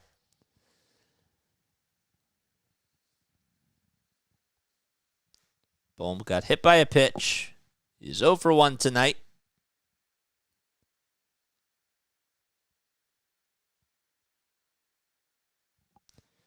The 1-0 pitch. Line drive caught over at third. A leaping catch by Evan Longoria.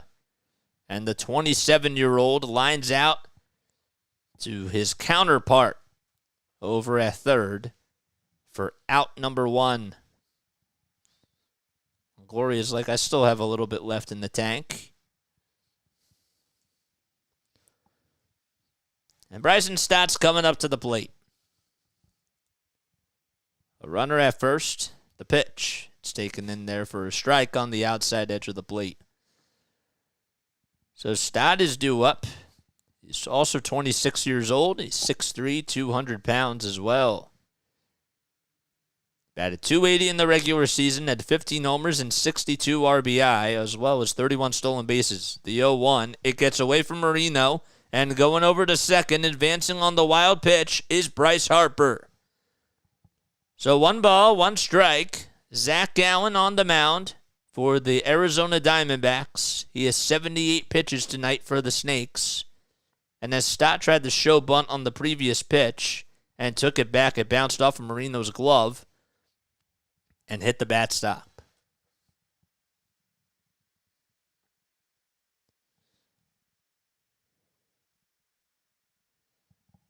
The 1-1 delivery to Stott. It's at the knees for a called strike. It was a fastball at 94. Over his last 30 games, he has 9 RBI, 2 homers, 24 hits, and 113 at-bats. The 1-2 delivery. Line drive into left field. It will be caught, though, by Lourdes Gurriel Jr. And Stott hit it on the nose. Just nailed it right to left field. And there's 2 gone. So back-to-back lineouts. And JT is coming up to the plate.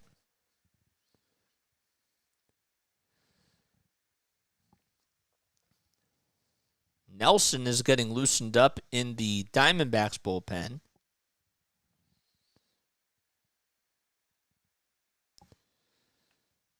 First pitch to JT. It's at the knees for a called strike in the eyes of Andy Fletcher.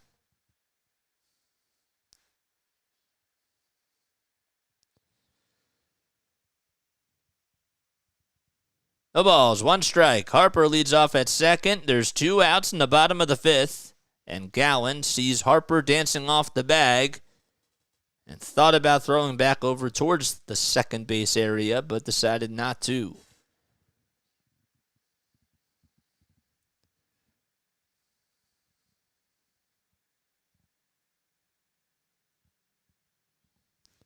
The ball is 1 strike. Check swing, did he go? Third base umpire, or first base umpire says no.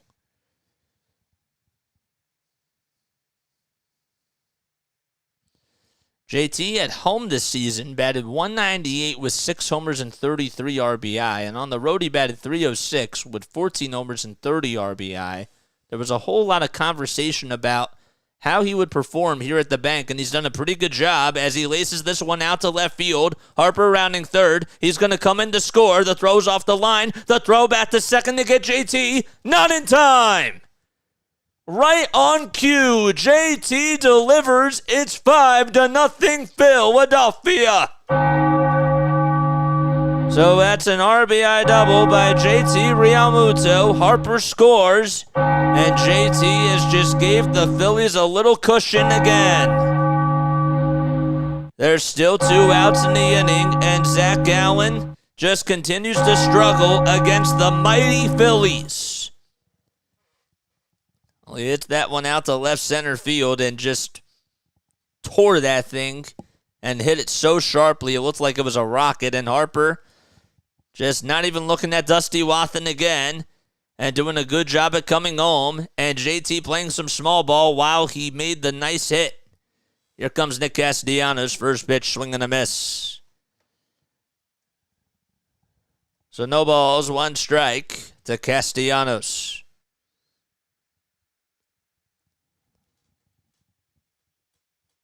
The 0-1, down low, a changeup at 89 miles per hour.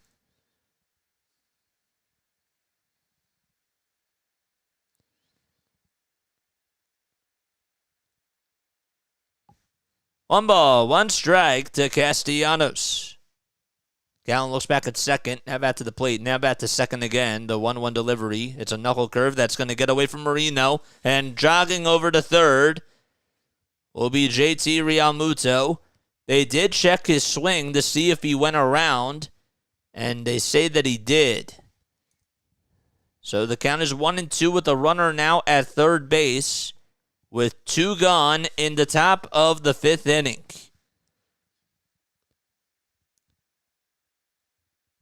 Here's an interesting stat. So Castellanos against left-handed pitching, he's batting .324 and has 8 homers and 33 RBI this season.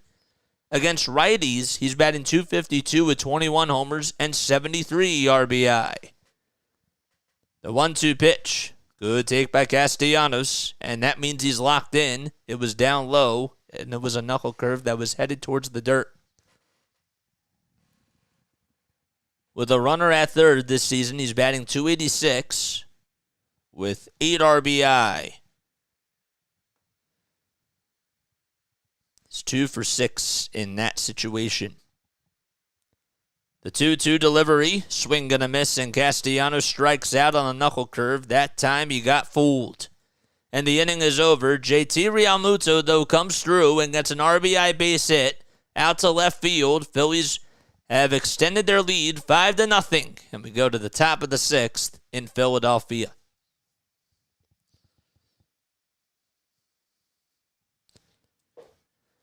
We need to play a little small ball. What you think? We need to get another run this inning. Let's get some insurance. There you go. That's how you do it.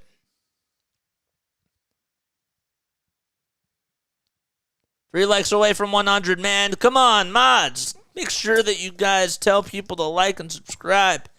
And turn on those notification bell icons. We got to get to 100.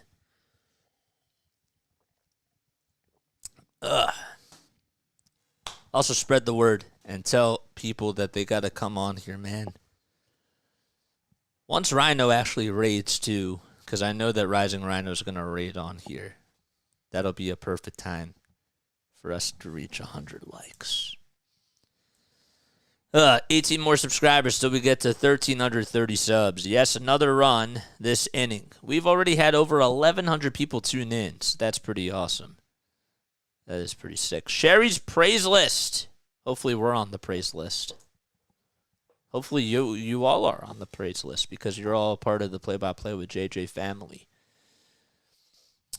So here's a little story for you guys. Okay, if you guys like stories, here's one right here. So I was when I was 6 years old, okay? I talk a lot about my family, right? And I talk a lot about my brother, okay? So I had a brother who had really severe special needs. And so he had a lot of nurses around the house. And when I was 6 or 7, I should say, I was 7. I was going to the movie theater, okay? My mom wasn't home. But we had this nurse that would pack me lunch and would pack me snacks and stuff. And we would sneak them in and put them in cooler bags and stuff. And, so we did that. So she's making me food. She's making me my lunch. I loved peanut butter sandwiches when I was a kid, and I liked my cereal very dry. I was a very weird child, okay? I liked dry cereal. So my mom comes back. Okay, we're going to go see a movie. I forget what the movie was called. But we took Mitchell along with us. And, we're going into the theater. We get the wheelchair out of the trunk and everything.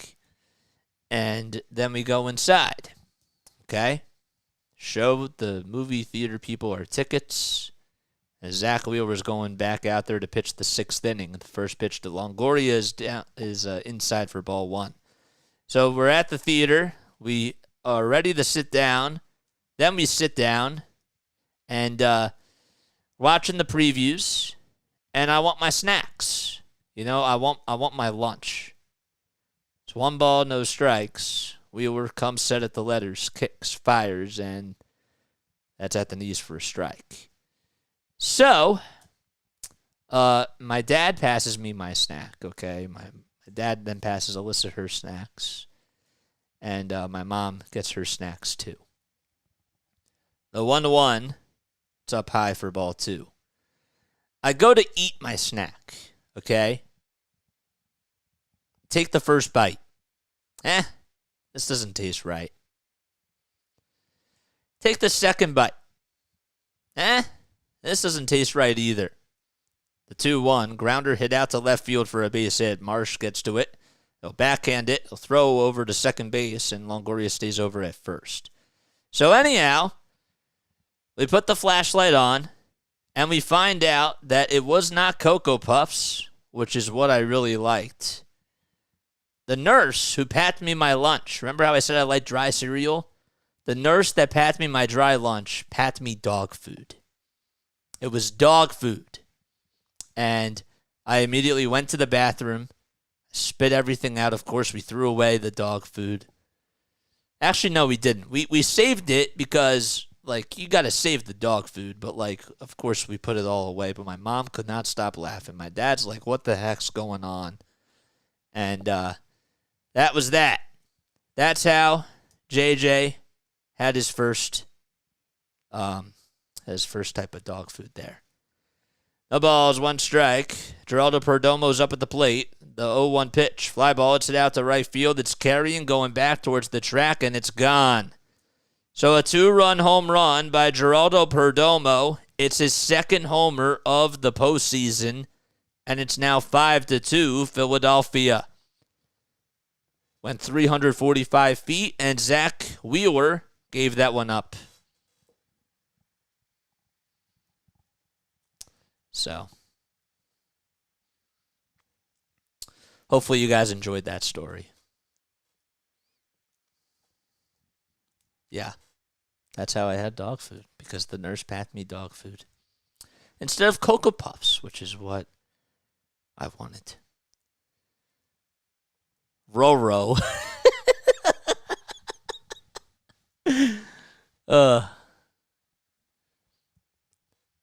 So there's a 2-run home run hit by Geraldo Perdomo. The pitch. It's down low for ball 2. So after a Longoria single, Perdomo hit a homer. It's 5-2 Phillies now. The pitch. Fouled off. Also, I sub. Thank you so much, Jiva Newt, said play-by-play with JJ. At least it was dry dog food, says Ian Leslie. Always look on the bright side of life. Exactly. I couldn't back myself food, so she gave me dog food, and she thought it was Cocoa Puffs. The pitch to Carroll popped up, hit out over towards the right field side. Stott gets under it, and he'll make the catch for out number 2. Or out number 1, I should say.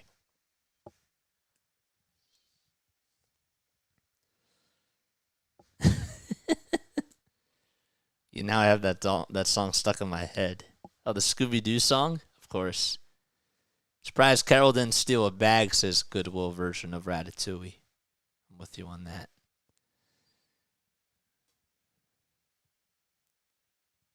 Pitch to Ketel Marte. He hits this one out to center field. On the run is Rojas. He backs up and takes a couple steps in front of the track, and he'll make the easy catch, and there's 2 away.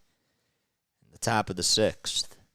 So Ketel Marte sees one pitch and just hits it out to center. And Tommy Pham is coming up to the plate now.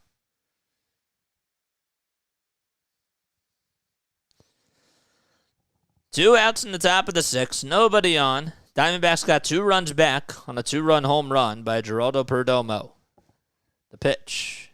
It's in there for a strike. So no balls, 1 strike. Jeff Hoffman getting loosened up in the bullpen. And the pitch. That's down low for a ball.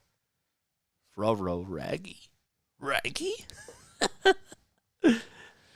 Tommy Pham's 0 for 2. He is struck out and grounded out tonight. This is a guy who was acquired by the D-backs via trade deadline.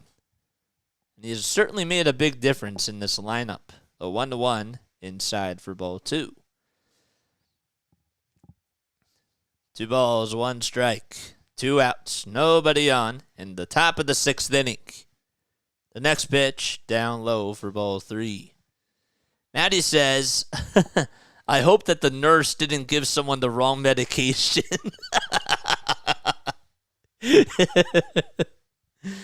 3 balls, 1 strike. So true. 2 outs, nobody on. We're in the top of the 6th, and the next pitch fouled off.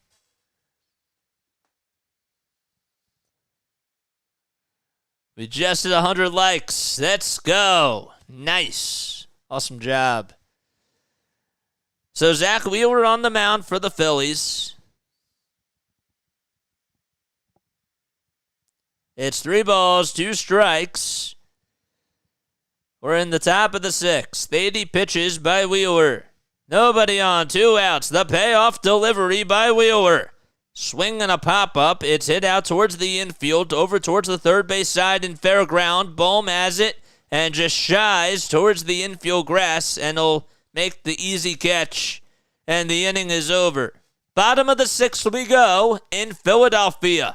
As the Phillies lead it 5-2, Geraldo Perdomo puts 2 runs back on the board for the Arizona Diamondbacks.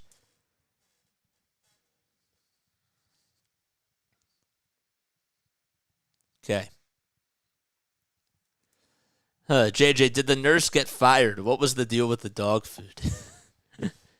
She made a total mistake. She did not get fired for that. We've had some nurses get fired for some really bizarre things, but that was just really funny. Even she laughed about it, and she was like, and she didn't even realize it. I think it was just sitting out on the table. I don't know why it was on the table in the first place, but it was. I remember it was on the table, but things were misplaced, and she thought it was dog food, or she thought it was dog food. She thought it was Cocoa Puffs, and it was not Cocoa Puffs, and that's what she gave me for when I was at the theater. So, lived and learned that. JJ, I think you got punked. It was not an April Fool's joke. It was not. But I wanted to make sure I told that story because that's a really funny story. And the one thing I love about baseball, guys, is that we have, we have a chance to tell stories on here. Baseball is a pastime, right? So baseball is all about storytelling. So if you guys like storytelling, and if you guys like broadcasting, if you like good broadcasting, please make sure that you like and subscribe. If you guys think that we can be doing other stuff better on here, comment down below or email play-by-play with JJ at jasonjosephonair@gmail.com. My aunt says horrible. She's laughing.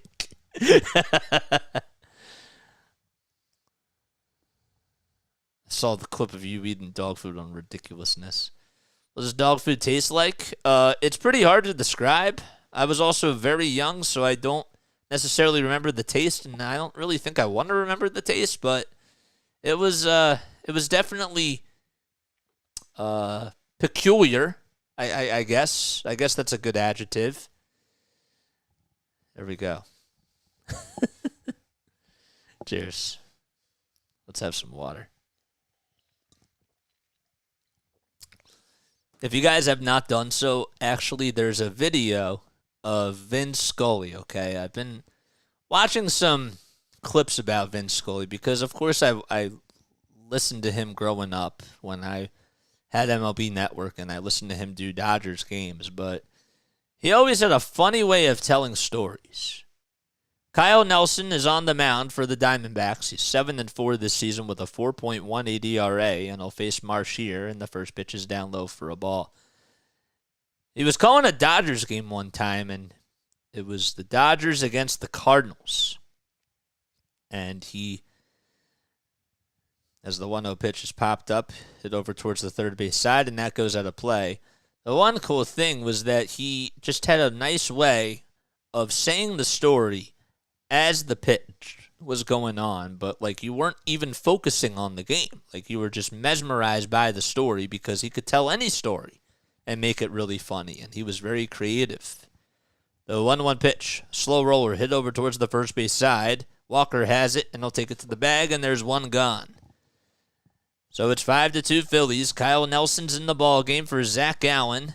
We're in the bottom of the 6th inning. There's one gone, and nobody on base.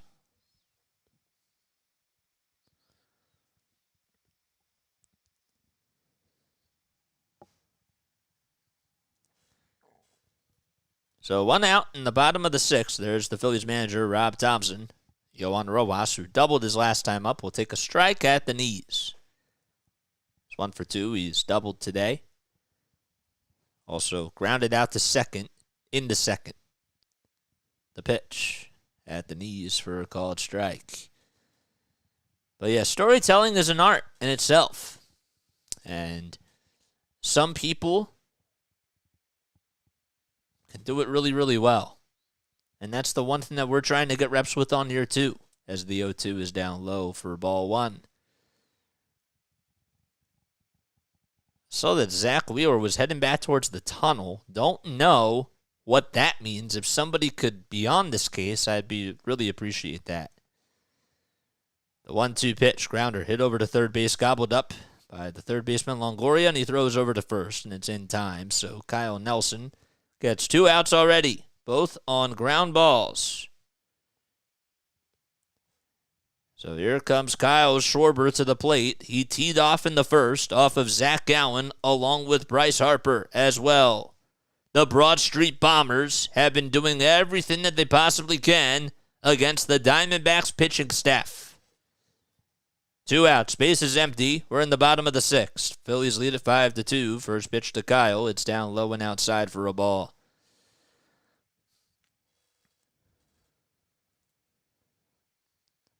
So Schwarber's 1 for 3. He had a solo homer back in the first inning on the first pitch. The pitch, that's down low for ball 2. My grandma got into sports because of me, and so she would actually read the paper, and she would tell me about the Phillies when I was really becoming obsessed with them, and she would tell me about how they're doing, and she always wanted to have a conversation with me. As the 2-0 is popped up, hit over towards the third base side, and the inning is over as Longoria makes the two-handed squeeze, and the inning is done. So we go to the top of the 7th. Phillies lead at 5-2.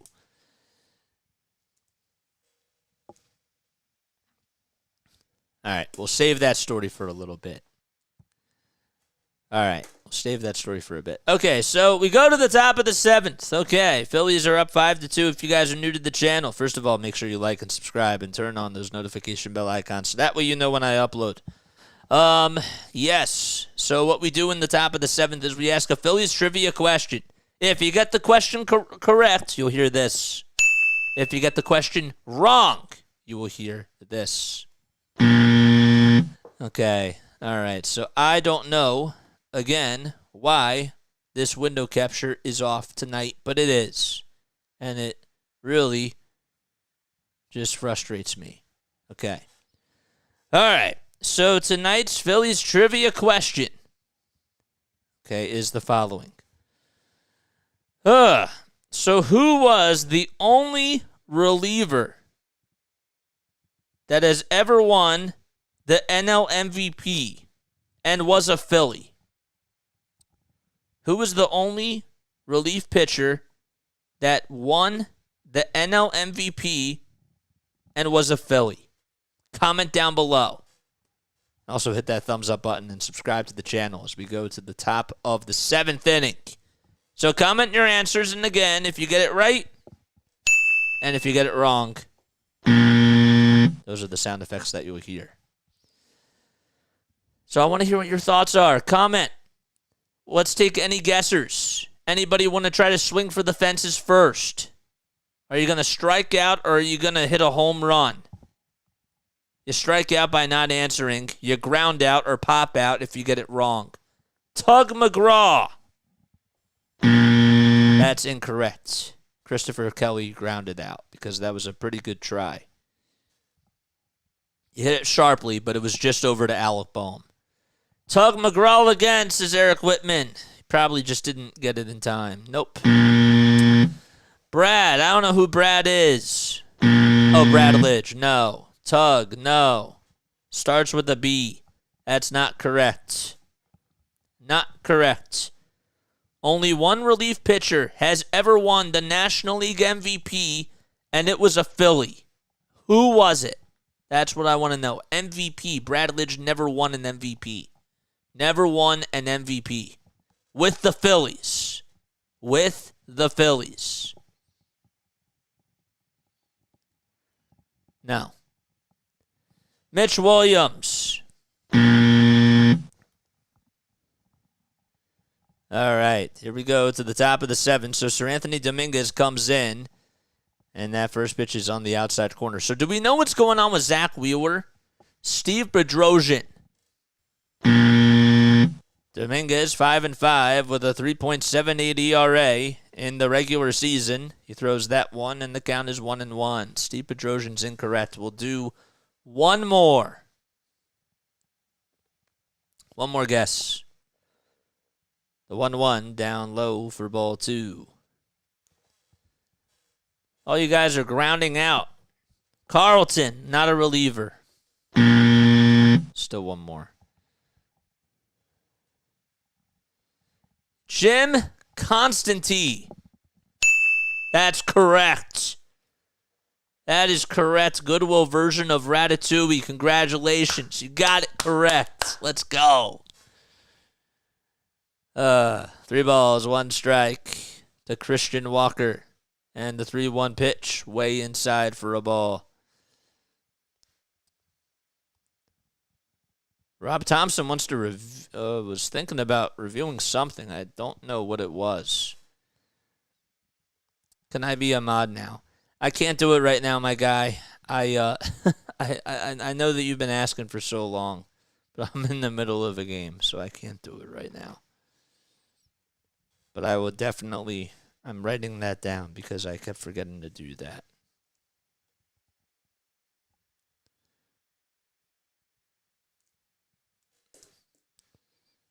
All right.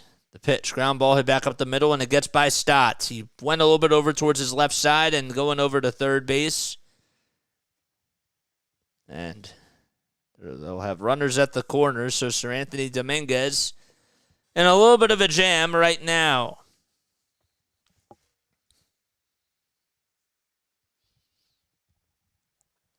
This is not what you want. Diamondbacks not going away just yet. And Marino was able to get aboard with a single. Stott just misread that play. Sir Anthony actually was the one that threw it over. Actually, my mistake. The ball was hit back up the middle. And then Sir Anthony played it on a hop, threw it over to second, but Stott had to dive for it. I couldn't tell because my screen froze, so I beg your pardon.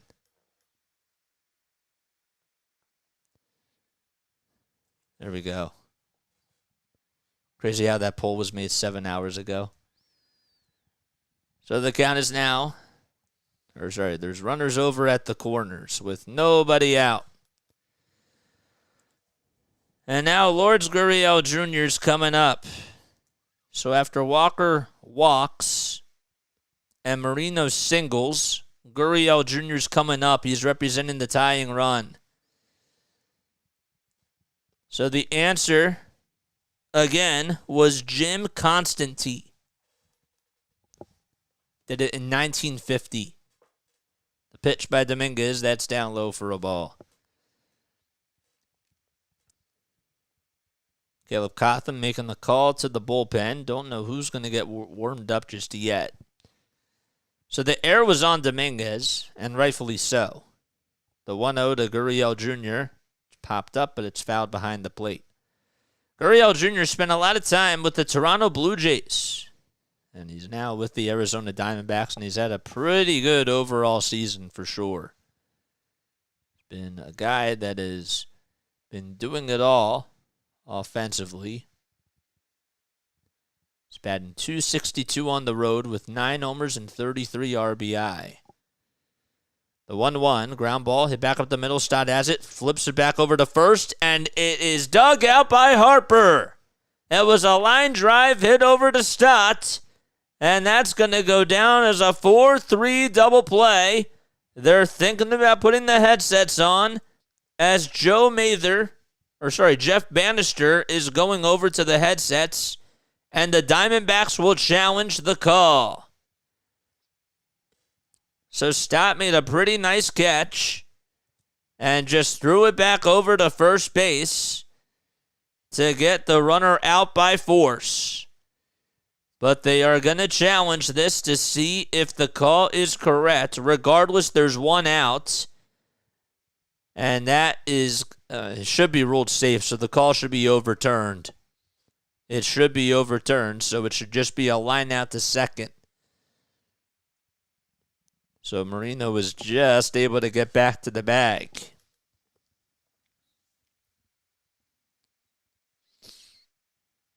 So Gurriel lines out. Let's see. So the call on the field is overturned, and the Diamondbacks retain their challenge. So there's just one out with runners at the corners. That was the right call because Gurriel was diving back in there, got his right hand in plenty of time. Just got it in there before Harper was able to make the catch. This is a pretty good camera angle from the first base side. So a big spot here for the next batter who swings and misses at that pitch for a strike. It's Alex Thomas. So Walker's over at third. Marino's at first. Thomas is up at the plate. Alex Thomas 0 for 2 with a ground out and a pop out tonight. Dominguez comes set, kicks, fires, and that pitch is down low for a ball. So did anybody find out what's wrong with Zack Wheeler?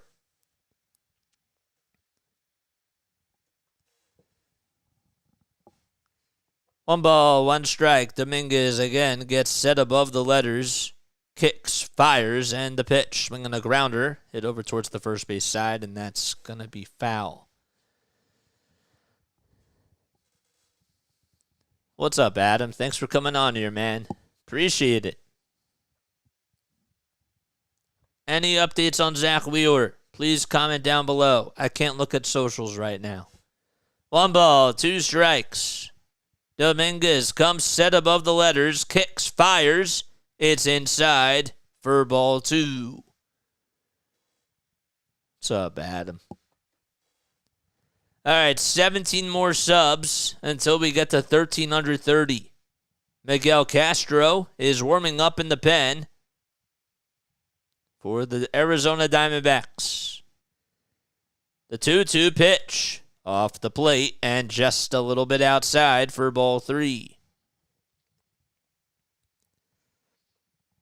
A full count now with runners at the corners.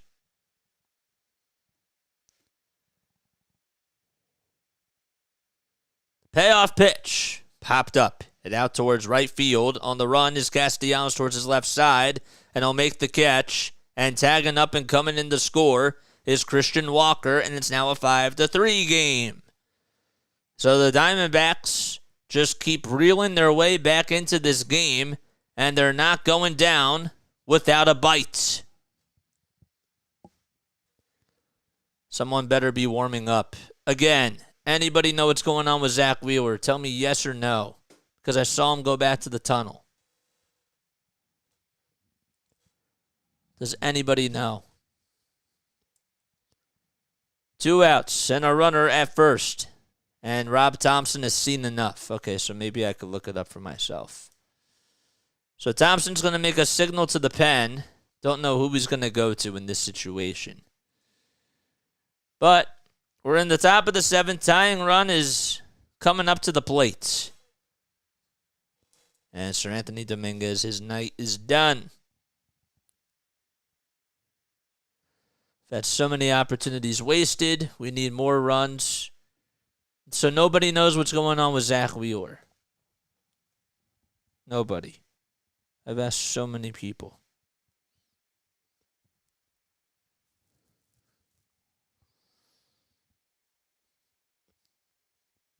All right, let's see for ourselves. Dominguez belongs to the Dodgers. Not feeling this 2-run lead.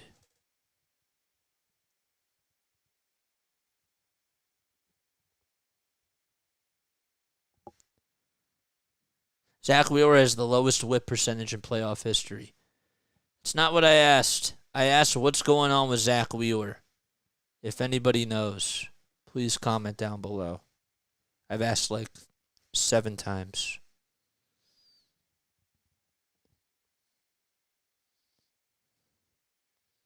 Because I saw him head back to the locker room.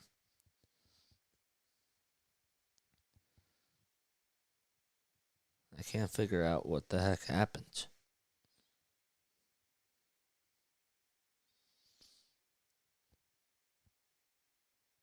I don't know. Alvarado's coming in now, says Larry. If you guys are new to my channel, make sure you guys like, subscribe, and turn on those notification bell icons so that way you know when I upload. Zac Gallen was absolutely lights out. So I guess he's okay. I guess nobody knows. Zac Gallen's final line, 6 innings pitched. No info on it. Okay, gotcha. Thanks.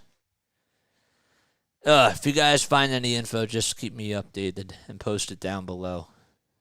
Jose Torres says I don't know. Okay. All right. Sounds good.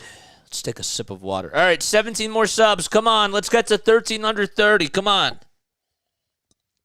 These subs don't do it themselves. Hope Alvarado's not wild. So Alvarado's going to come in. He's going to try to get the final out of the 7th inning, and it's the right spot to put him in. He's 0-2 on the season in 42 games with a 1.74 ERA as well, 64 Ks, 18 walks as well. So Emmanuel Rivera will be pinch hitting for Evan Longoria. I guess that they don't have a lefty to go to. Or another righty. Oh, they didn't want Longoria in to face him. So Rivera comes up and takes that one down low for a ball. So there's 2 outs in the top of the 7th. The Diamondbacks got 1 run back on a sac fly hit by Alex Thomas. Over at first is Christian Walker. The pitch. Down low for a ball. My mistake. Over at first is Gabriel Marino. Walker was the one that scored. Wheeler got the start and was absolutely dominant on the mound. The 2-0 pitch on the inside corner for a called strike to Emmanuel Rivera.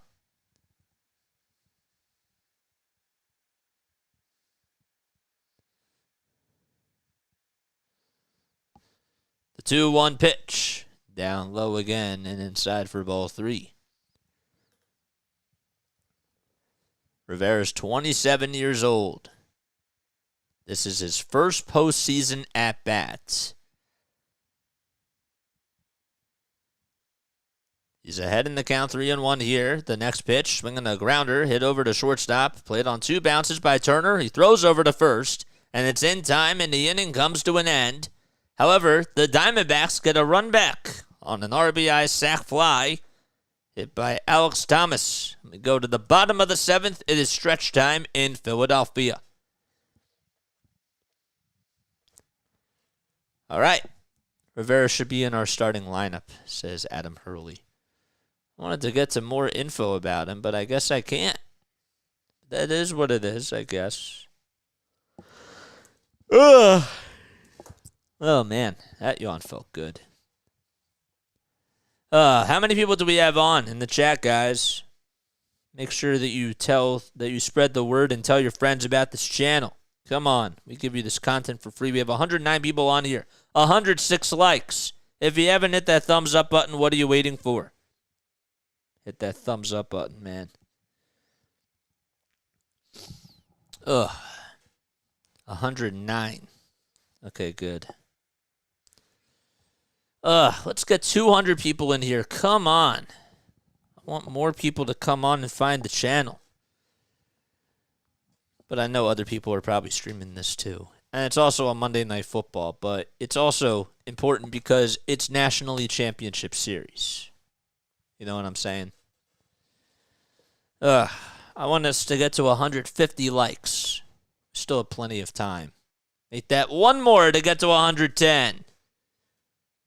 It would be so nice if we could break our record and make it 200 likes.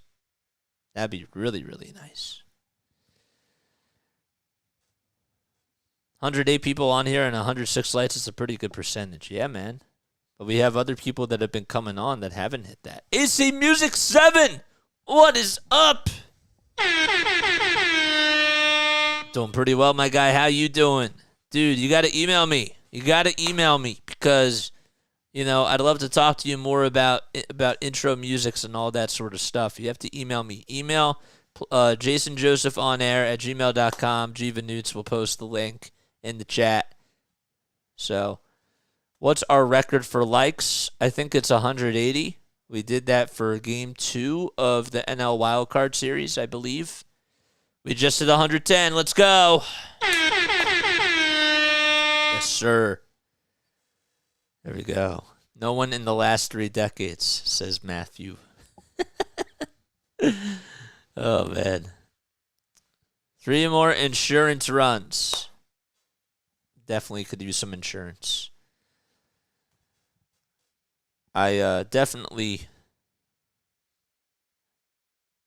if I were to be somebody in a commercial, if I were to be a character that would resemble me or something like that, if I had to choose one, I got to tell you, Dr. Rick is up there. You guys probably don't see it because you guys only see me do sports, but I feel like the sarcasm and just the parental, like helping the parents not become their parents or helping people not become their parents, I feel like that's totally my vibe. So Dr. Rick, if you don't know, is the doctor on the Progressive commercials that, teaches these people how to not become their parents. And it's a Progressive commercial, and they post really good commercials, and it's a really cool, I guess, commercial franchise. That's what you call it. But yeah, I definitely feel like Dr. Rick would be a perfect role for me. Not saying that Bill Glass doesn't do a great job, because Bill Glass is a perfect Dr. Rick. But we all see it.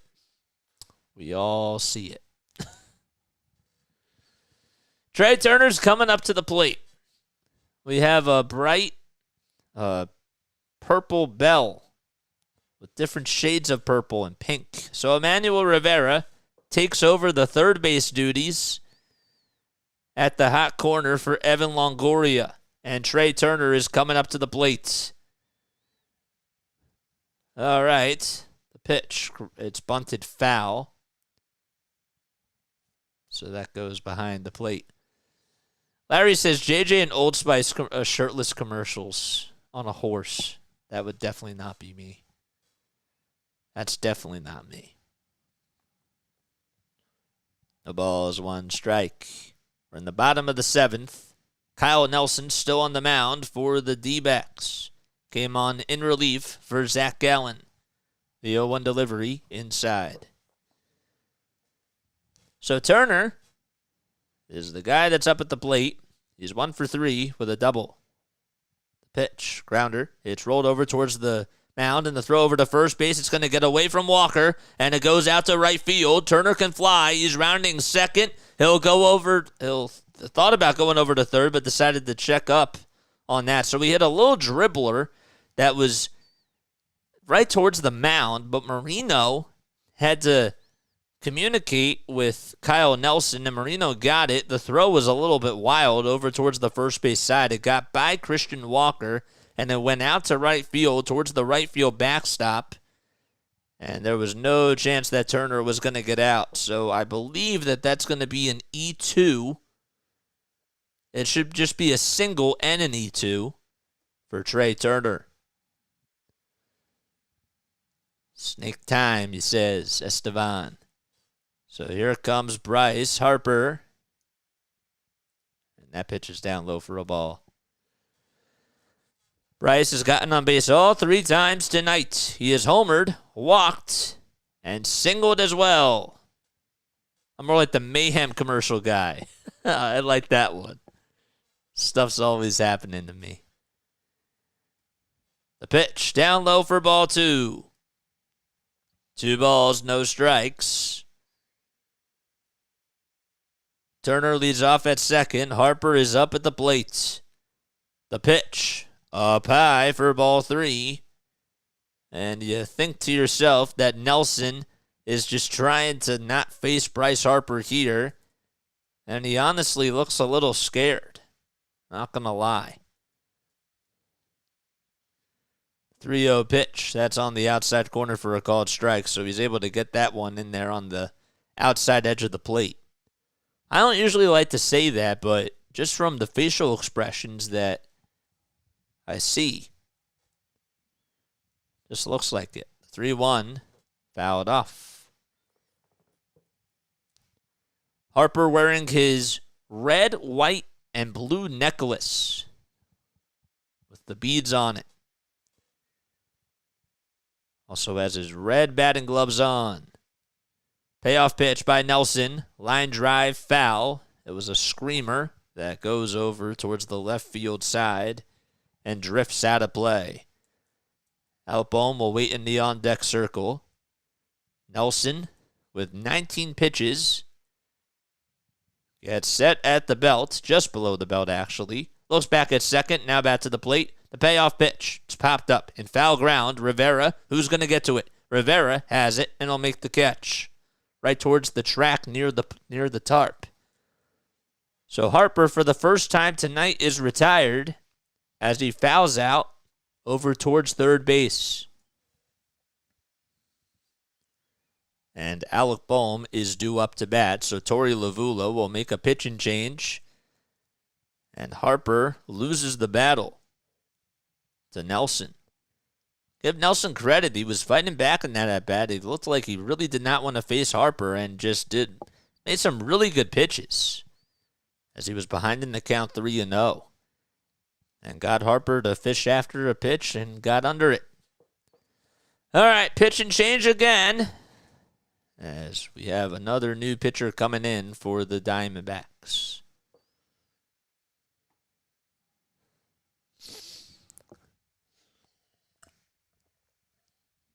Harper was up 3-0 in that at bat, but I can't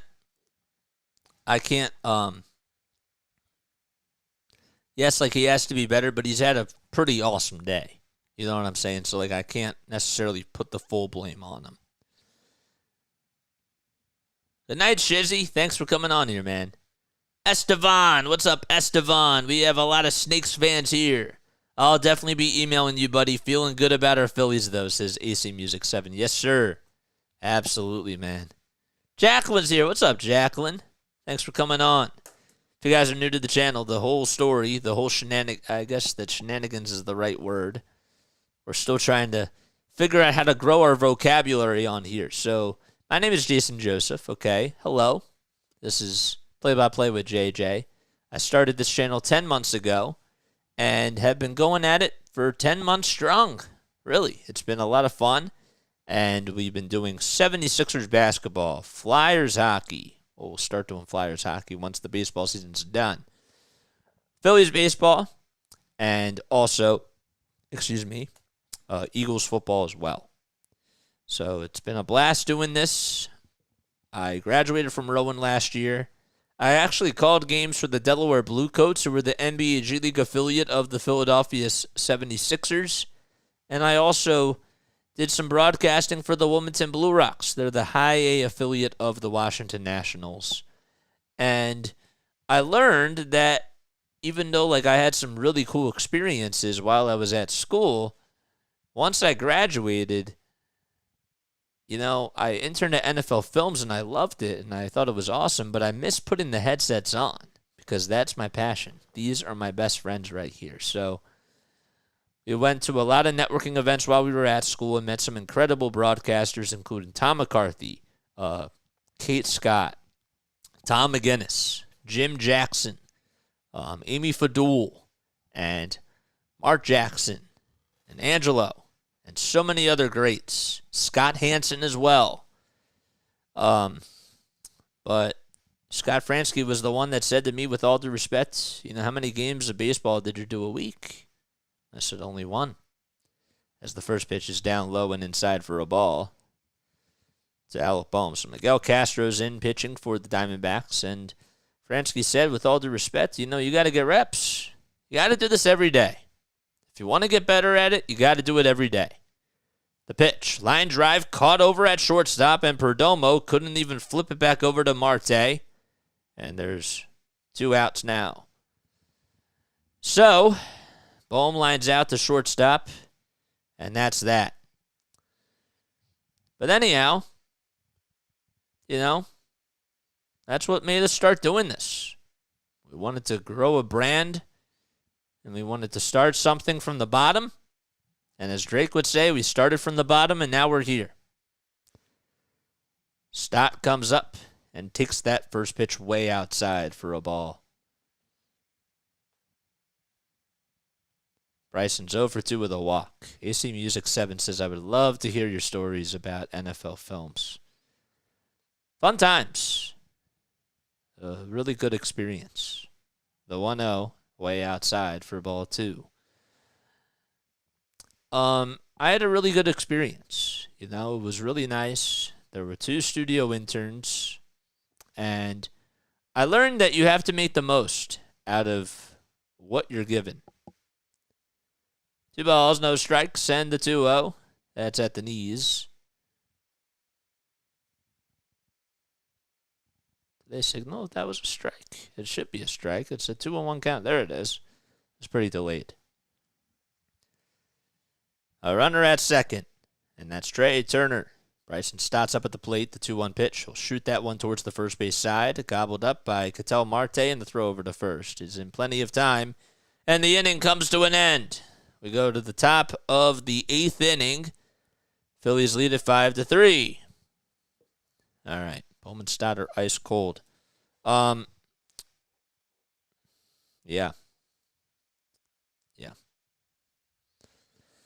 Okay. You have the WNBA tomorrow, man. You're doing a nice job play-by-play. Each sport is different. It's hard to do. It is, but that's what makes it fun, right? You have the stories, and you just really have to try to, I like when Joe Davis said in an interview with Mike Missinelli that he treated everything that he was doing in the minors as he was in a lab, right? Now, nobody was really listening to him. His parents would listen and whatever, but he would experiment with different things. And what I mean by that is he would try to call, one day he would call a home run and he would have a lot of energy. And then the next day, if he saw a home run, he would call it with a little bit less energy and more words, and play with some more things. So he kind of had that to his advantage. And that was the really nice thing about it.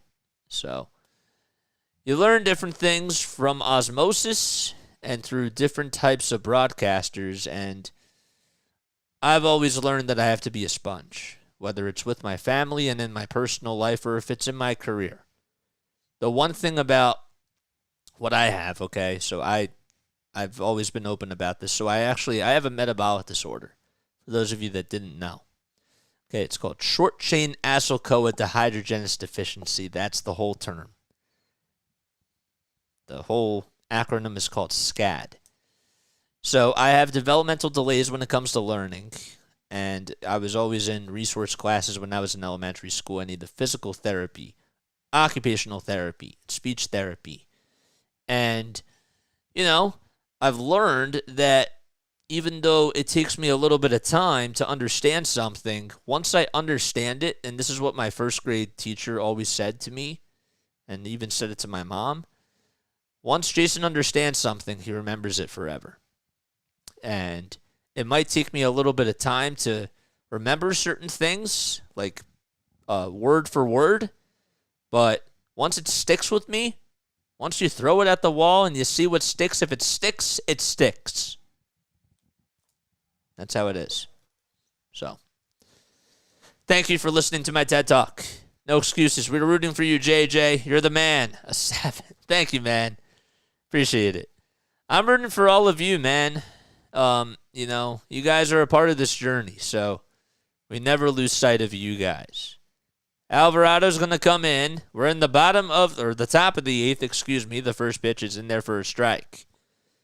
So no balls, 1 strike. Alvarado comes set at the belt, kicks, fires, and the pitch to Perdomo is taken for a strike again at 98 on the gun. You're truly an inspiration, brother. Thank you. So Perdomo hit a 2-run homer from the left side of the plate his last time up. He's batting on the right side right now against the lefty Alvarado. 1 ball, 2 strikes. No balls, 2 strikes. And the 0-2 pitch. Swing and a little chopper hit over towards the third base dugout. And we'll do it again. Ian Leslie says, some guys are totally homers owned by the club, but the great broadcasters are fans of the sport. Absolutely. Jeff Hoffman is getting loosened up in the Phillies bullpen. Diamondbacks down to their final 6 outs in Game 1 of the NLCS. The pitch up high, and Alvarado wanted Perdomo to chase after it, but he did not offer, and he said no thank you to the high cheese. Frias is getting loosened up now in the D-backs bullpen. The 1-2 pitch. Strike 3 caught. He got him looking like a dead snake. It looked maybe a tad bit inside if we're being completely fair. But Alvarado gets the first backwards K of the night for the Phils.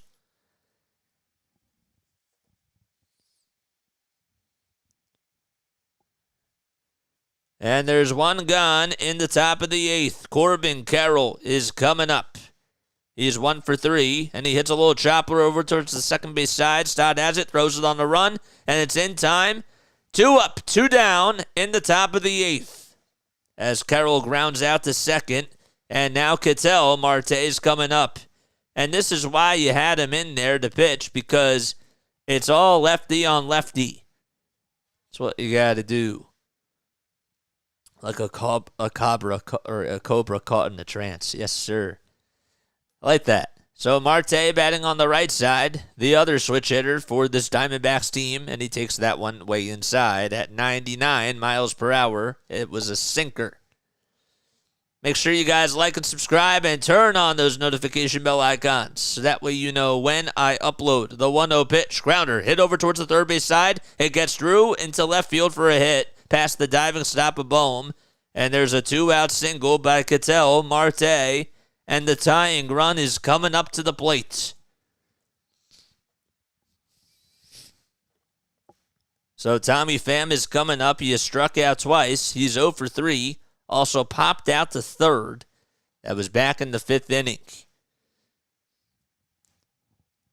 So they'll have a righty on lefty here.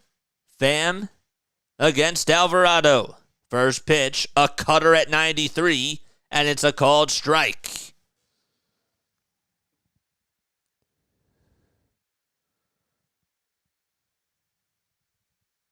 No balls, 1 strike, 2 gone in the top of the 8th, and a runner at first. The 0-1 delivery, grounder hit over to second base, backhanded by Stott, gets back up, throws it over to first with ease, and it's in time, and the inning comes to an end. Jose Alvarado is able to get out of the inning, and we go to the bottom of the 8th. Can the Phillies try to get some insurance? That remains to be seen, but they lead it 5-3, and we go to the bottom of the 8th in Philadelphia. Okay. JJ, the play-by-play legend, says FS Spot. Thank you, man. Appreciate it.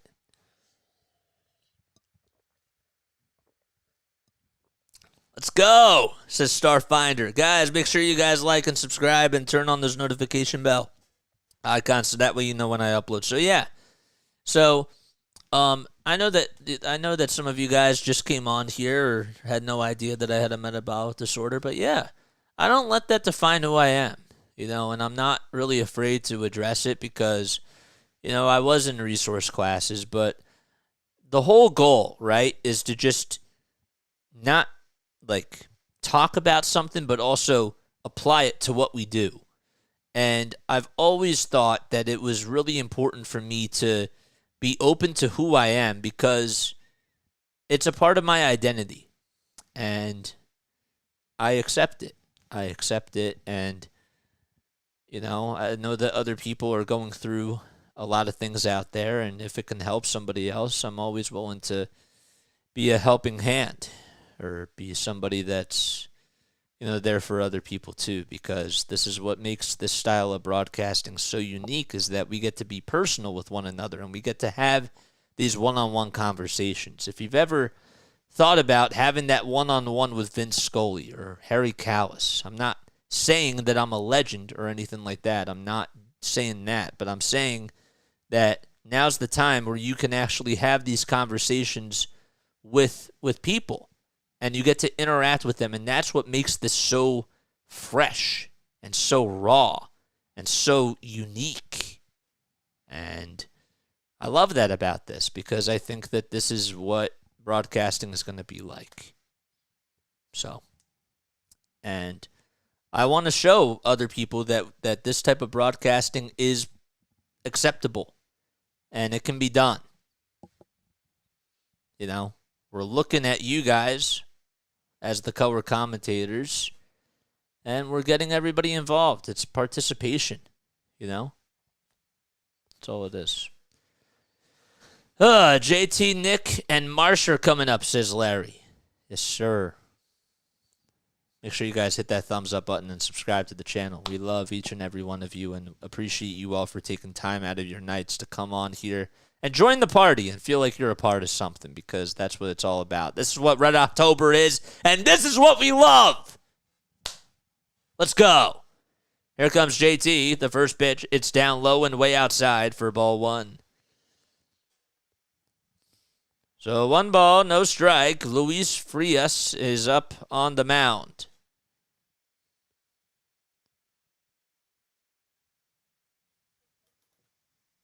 The pitch, that's down low for ball two.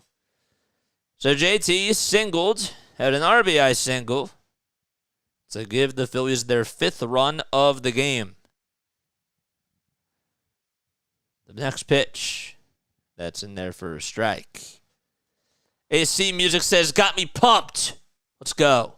It's like pumpkin spice coffee. Pumpkin. Oh, my gosh. That's a perfect idea. Okay, I'll get back to that in a second. 2 balls, 1 strike, and the 2-1 pitch. Fly ball, it's hit out to right field. Not too deep, though. On the run is Carroll as he comes jogging in towards home plate. And he'll stop and make the catch. And there's 1 out.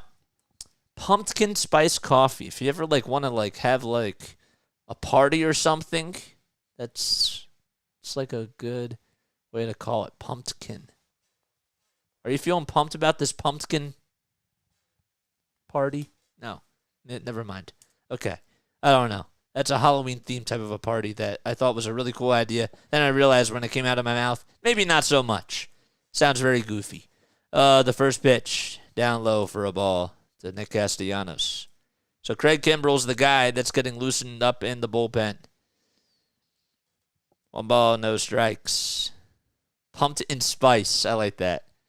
The pitch.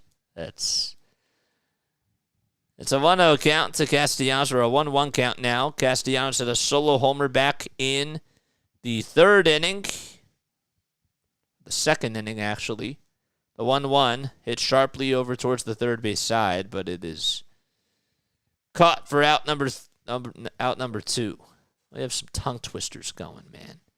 I honestly would be down. I'm into pumpkin spice. Pumpkin spice music. What the heck, JJ? Come on. I wonder what would be on that playlist. Pumped in pie. That's a good one. 2 outs. Nobody on. The pitch. Outside for a ball. We're Phillies kin, so we are pumped kin, and we are spicy. I love that. Yes. And we're foolish. The 1-0 pitch. Outside for ball 2. But we're very, smartly foolish. Or maybe not foolish is the right word. But I don't know, we get sucked into things. You know what I'm saying?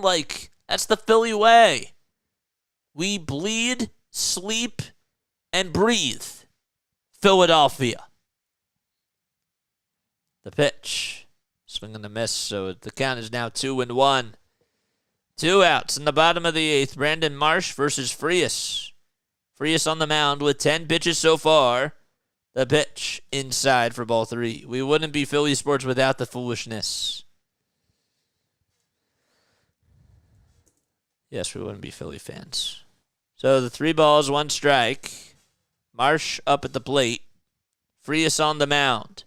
Diamondbacks 84-78 in the regular season. Phillies 90-72. The 3-1 pitch outside for ball 4. And Marsh draws a 2-out walk. We climb poles, simple folk.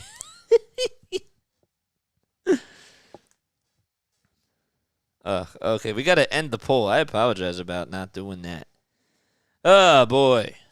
So 2 outs in the bottom of the 8th inning. If you guys have not done so already, make sure you like and subscribe. The throw back to first.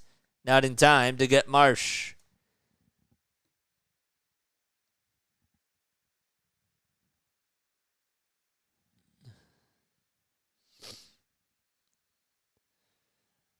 Two outs and a runner at first. The pitch, that's down low. It was a changeup at 93 miles per hour. So again, on the mound is Frias.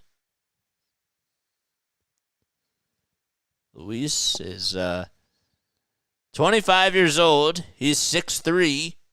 The 1-0 pitch popped up. It's foul, though, behind the screen. So the count is now 1-1.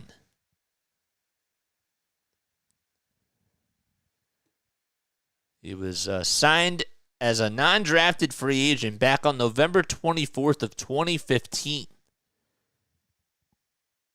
and fulfilled a lifelong dream by playing in his first season in the Dominican Winter League. The 1-1 grounder hit over towards the second base side. Marte has it, and he'll throw it over to first. And the inning comes to an end.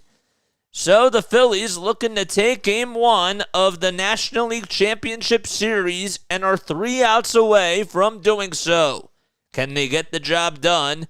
And can Craig Kimbrell close this one out against the Snakes? There we go. All right, let's change the poll, and let's stop the poll. Forgot to say that.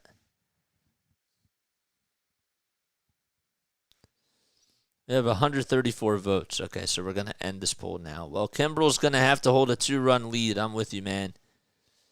Here's the results on the poll. Okay, 134 votes we had. That's pretty nice. Like that.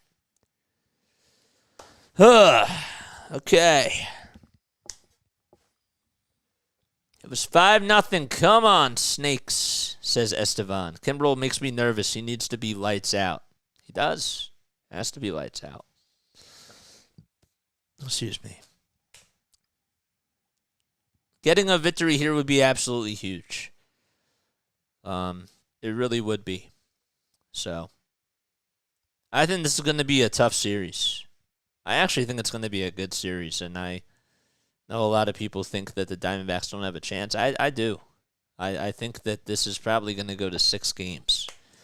Non-biased opinion, okay? What do you think is going to happen in the series? Non-enthusiastic yeses with the poll, says Larry. It's okay. I think it would be awesome for Rhys Hoskins to come back. But he's going to be a pinch hitter. You know, that's how they're going to use him, and then we'll see how things go. You know what I'm saying? Larry says it's going to be a sweep. I don't know about that. I think that that's going to go to 6 games. Phillies in 5, says AC Music 7. Okay. If you guys are new to the channel, make sure you like and subscribe and tell more people about this channel and spread the word, man. Come on. We want to continue to spread the word and tell more people about play-by-play with JJ. What are you guys waiting for? 124 people on here.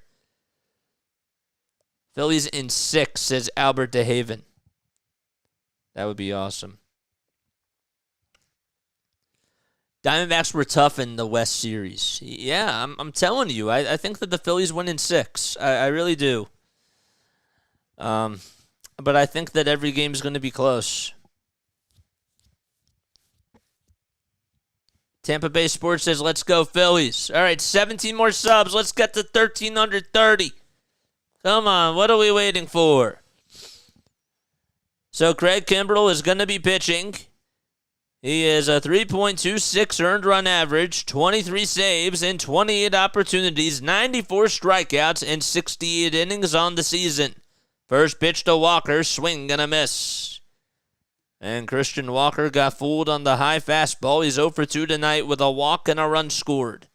The guy from Norristown, Pennsylvania, is hoping to get on base and bring the tying run to the plate. To the 0-1, fly ball, it's it out to left field, and thank goodness it is hooking just foul.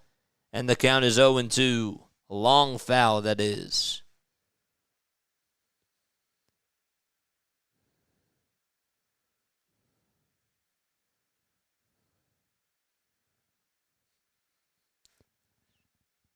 So no balls, 2 strikes. He's just 0 for 1 lifetime against Kimbrell in 2023. The pitch, swing and a miss, and Craig Kimbrell gets a strikeout to start off the 9th. And there's 1 gone. Phillies are 2 outs away from shutting the door and taking Game 1 in the National League Championship Series. Through 97 miles per hour on the gun. And the next batter comes up. The first pitch, it's a knuckle curve at the knees for a called strike. So Gabriel Moreno is up. He's 0 for 3. Grounded into a fielder's choice in his last at-bat. No balls, 1 strike. Kimbrell gets set from beyond the letters. The 0-1, way down low and outside as well. Moreno has flied out to center. He is struck out. And he grounded into a fielder's choice his last time up. The 1-1 pitch just fouled back towards the backstop. So it's now a 1-2 count. Rally towels waving, and the Phillies are putting on a scene at the bank. A picture-perfect cold night in Philadelphia in the month of Red October. The 1-2 pitch. Outside and low for ball 2. It is 60 degrees. That was supposed to be the high, actually. It's actually 52 degrees in Philadelphia. 2 balls, 2 strikes, with 1 gone in the top of the 9th. The crowd waiting to roar. The 2-2 by Kimbrell. Way inside for ball 3, and the count is full. Kimbrell, one of the top 10 leaders in all-time saves.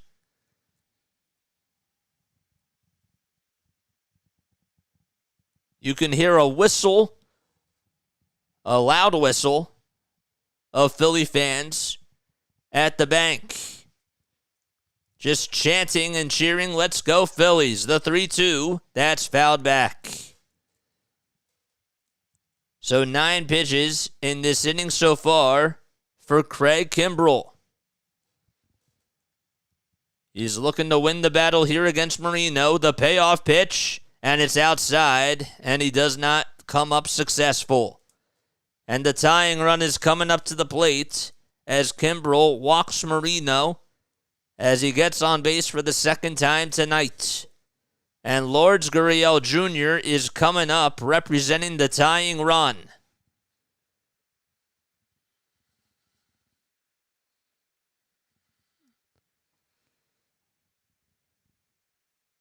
One out and 1 runner over at first. The first pitch by Kimbrell in this at-bat.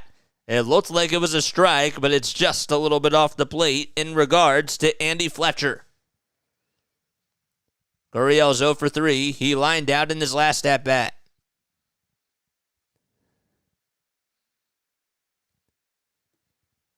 One ball, no strikes. Gurriel will take that one way outside for ball 2. So the 30-year-old from Sancti Spiritus, Cuba, batted .261 this season with 24 homers and 82 RBI. Lifetime against Kimbrell, he's 0 for 3. And JT wants to call for time here. On deck is Alex Thomas. And in the hole is Emmanuel Rivera, who came in to pinch hit for Evan Longoria back in the 7th. Some ninth inning dramatics from Craig Kimbrell. And if you've been a Philly fan throughout this entire season, it shouldn't surprise you. 2 balls, no strikes. As the crowd starts to get back into it again, a little bit of some chatter. Kimbrell gets set at the letters, kicks, fires the pitch, in there for a strike at 96 on the gun at the knees. And fans starting to clap along once again. Gurriel started off his career with the Toronto Blue Jays, spent 5 seasons with them. The throwback over to first, not in time. He then signed with the Diamondbacks in 2023 and hit the most homers he's had in a season with 24. 2 balls, 1 strike, and the 2-1 off the plate and low for ball 3. The opening odds tonight for the Phillies to come out on top, according to Caesars Sportsbook, was at minus 170. So they were favored for the money line, and the over-under was 7.5 points. The 3-1 pitch. It looked a little bit low, but it's a called strike, and Andy Fletcher calls that a strike, and the count is full. A double play would be a Phillies' best friend here. A strikeout would be nice, too. 3 balls, 2 strikes. A runner at first, 1 out in the top of the 9th. The payoff pitch, grounder hit over to third. The flip over the second, there's 1. The throw to first, he got him! And around the horn double play, and the Phillies take game 1 of the National League Championship Series, and they'll be back tomorrow night at the bank. The fireworks go off, and this fan base continues to erupt like it's a volcano. Lots of lava in regards to home runs by the Broad Street Bombers, including one by Kyle Schwarber, Bryce Harper, and Nick Castellanos as well. And the Phillies come out victorious, and that's how they do it. We ain't losing. I love this place.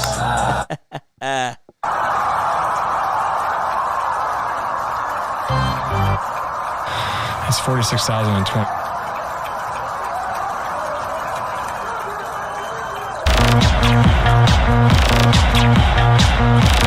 Let's go.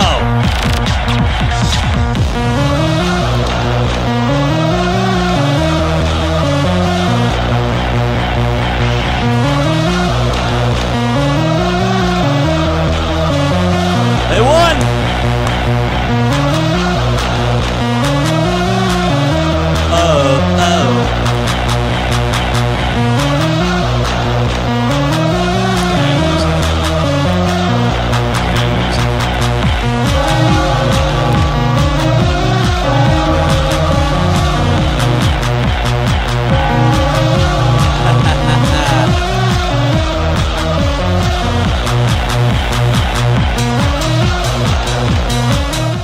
Let's go, man. 7 more wins, baby. That's how you do it. Sorry I couldn't find the song. That's okay. We played that one. It's okay. We played that one, so that's okay. So they take game 1. See you tomorrow night for game 2. That is awesome. Connor O'Brien. Starfinder, 7 more wins, man. They were a hot Diamondbacks team, but we brung the fire extinguisher. Yes, sir. That was fun. That was nice. That was an interesting game for sure, man. Great call again, JJ. See you tomorrow, says Christopher. Yeah, man. Happy birthday, Bryce Harper. Hope he had an awesome day because he ended up getting a big home run on his birthday and also had an RBI single as well. That's what you got to love. We have some highlights that we got to call tonight as the clock is ready to strike 10 o'clock p.m. Central Time, 11 o'clock Eastern Time. Great job, JJ. Thanks so much. Yes, we'll be back on tomorrow We'll be back on tomorrow, guys. Make sure that you come on and be back on here, all right? I love you all so much. Good job by Zack Wheeler. Little recap of the game. We'll just say this. Zack Wheeler was fantastic. Bryce Harper did his job. Kyle Schwarber, man, setting the tone off of Zac Gallen, who pitched like it was eons ago, and honestly just did a really good job of just tattooing pitches out to right field. And I thought that he was the leader tonight, as well as Bryce Harper. He's sort of like the unsung hero. It was really important for him to get a home run. So that was awesome. Stott and Bohm continued to be cold, but guess what? This team continues to win. Castellanos homered, had an incredible at-bat again. And, man, this team's fun. This team is finding ways to win. And it doesn't matter how you do it. It matters that you come out on top. That's what matters. I had a feeling that it was going to be kind of like Game 2 of the NLDS, where the Braves were able to come back in that 8th inning, but that didn't happen. And that was awesome. So, yes, sir. Great vibing with you. See y'all tomorrow. Thanks for the play-by-play call, JJ. I'll see you tomorrow. Yes, sir. Good night, Philadelphia. Great job, JJ. Later, Gabe. Thanks for all the fun tonight. Hopefully everybody has a good night. Come back on tomorrow, says Larry. Absolutely. This was fun, man. I see a Dr. Rick commercial right here. So that's who I think would be a good character for me. All right, guys. I need to rest my voice. Lila Tov. I'm starting to lose it. All right. But I'll catch you all tomorrow. See you tomorrow night. Go Phils!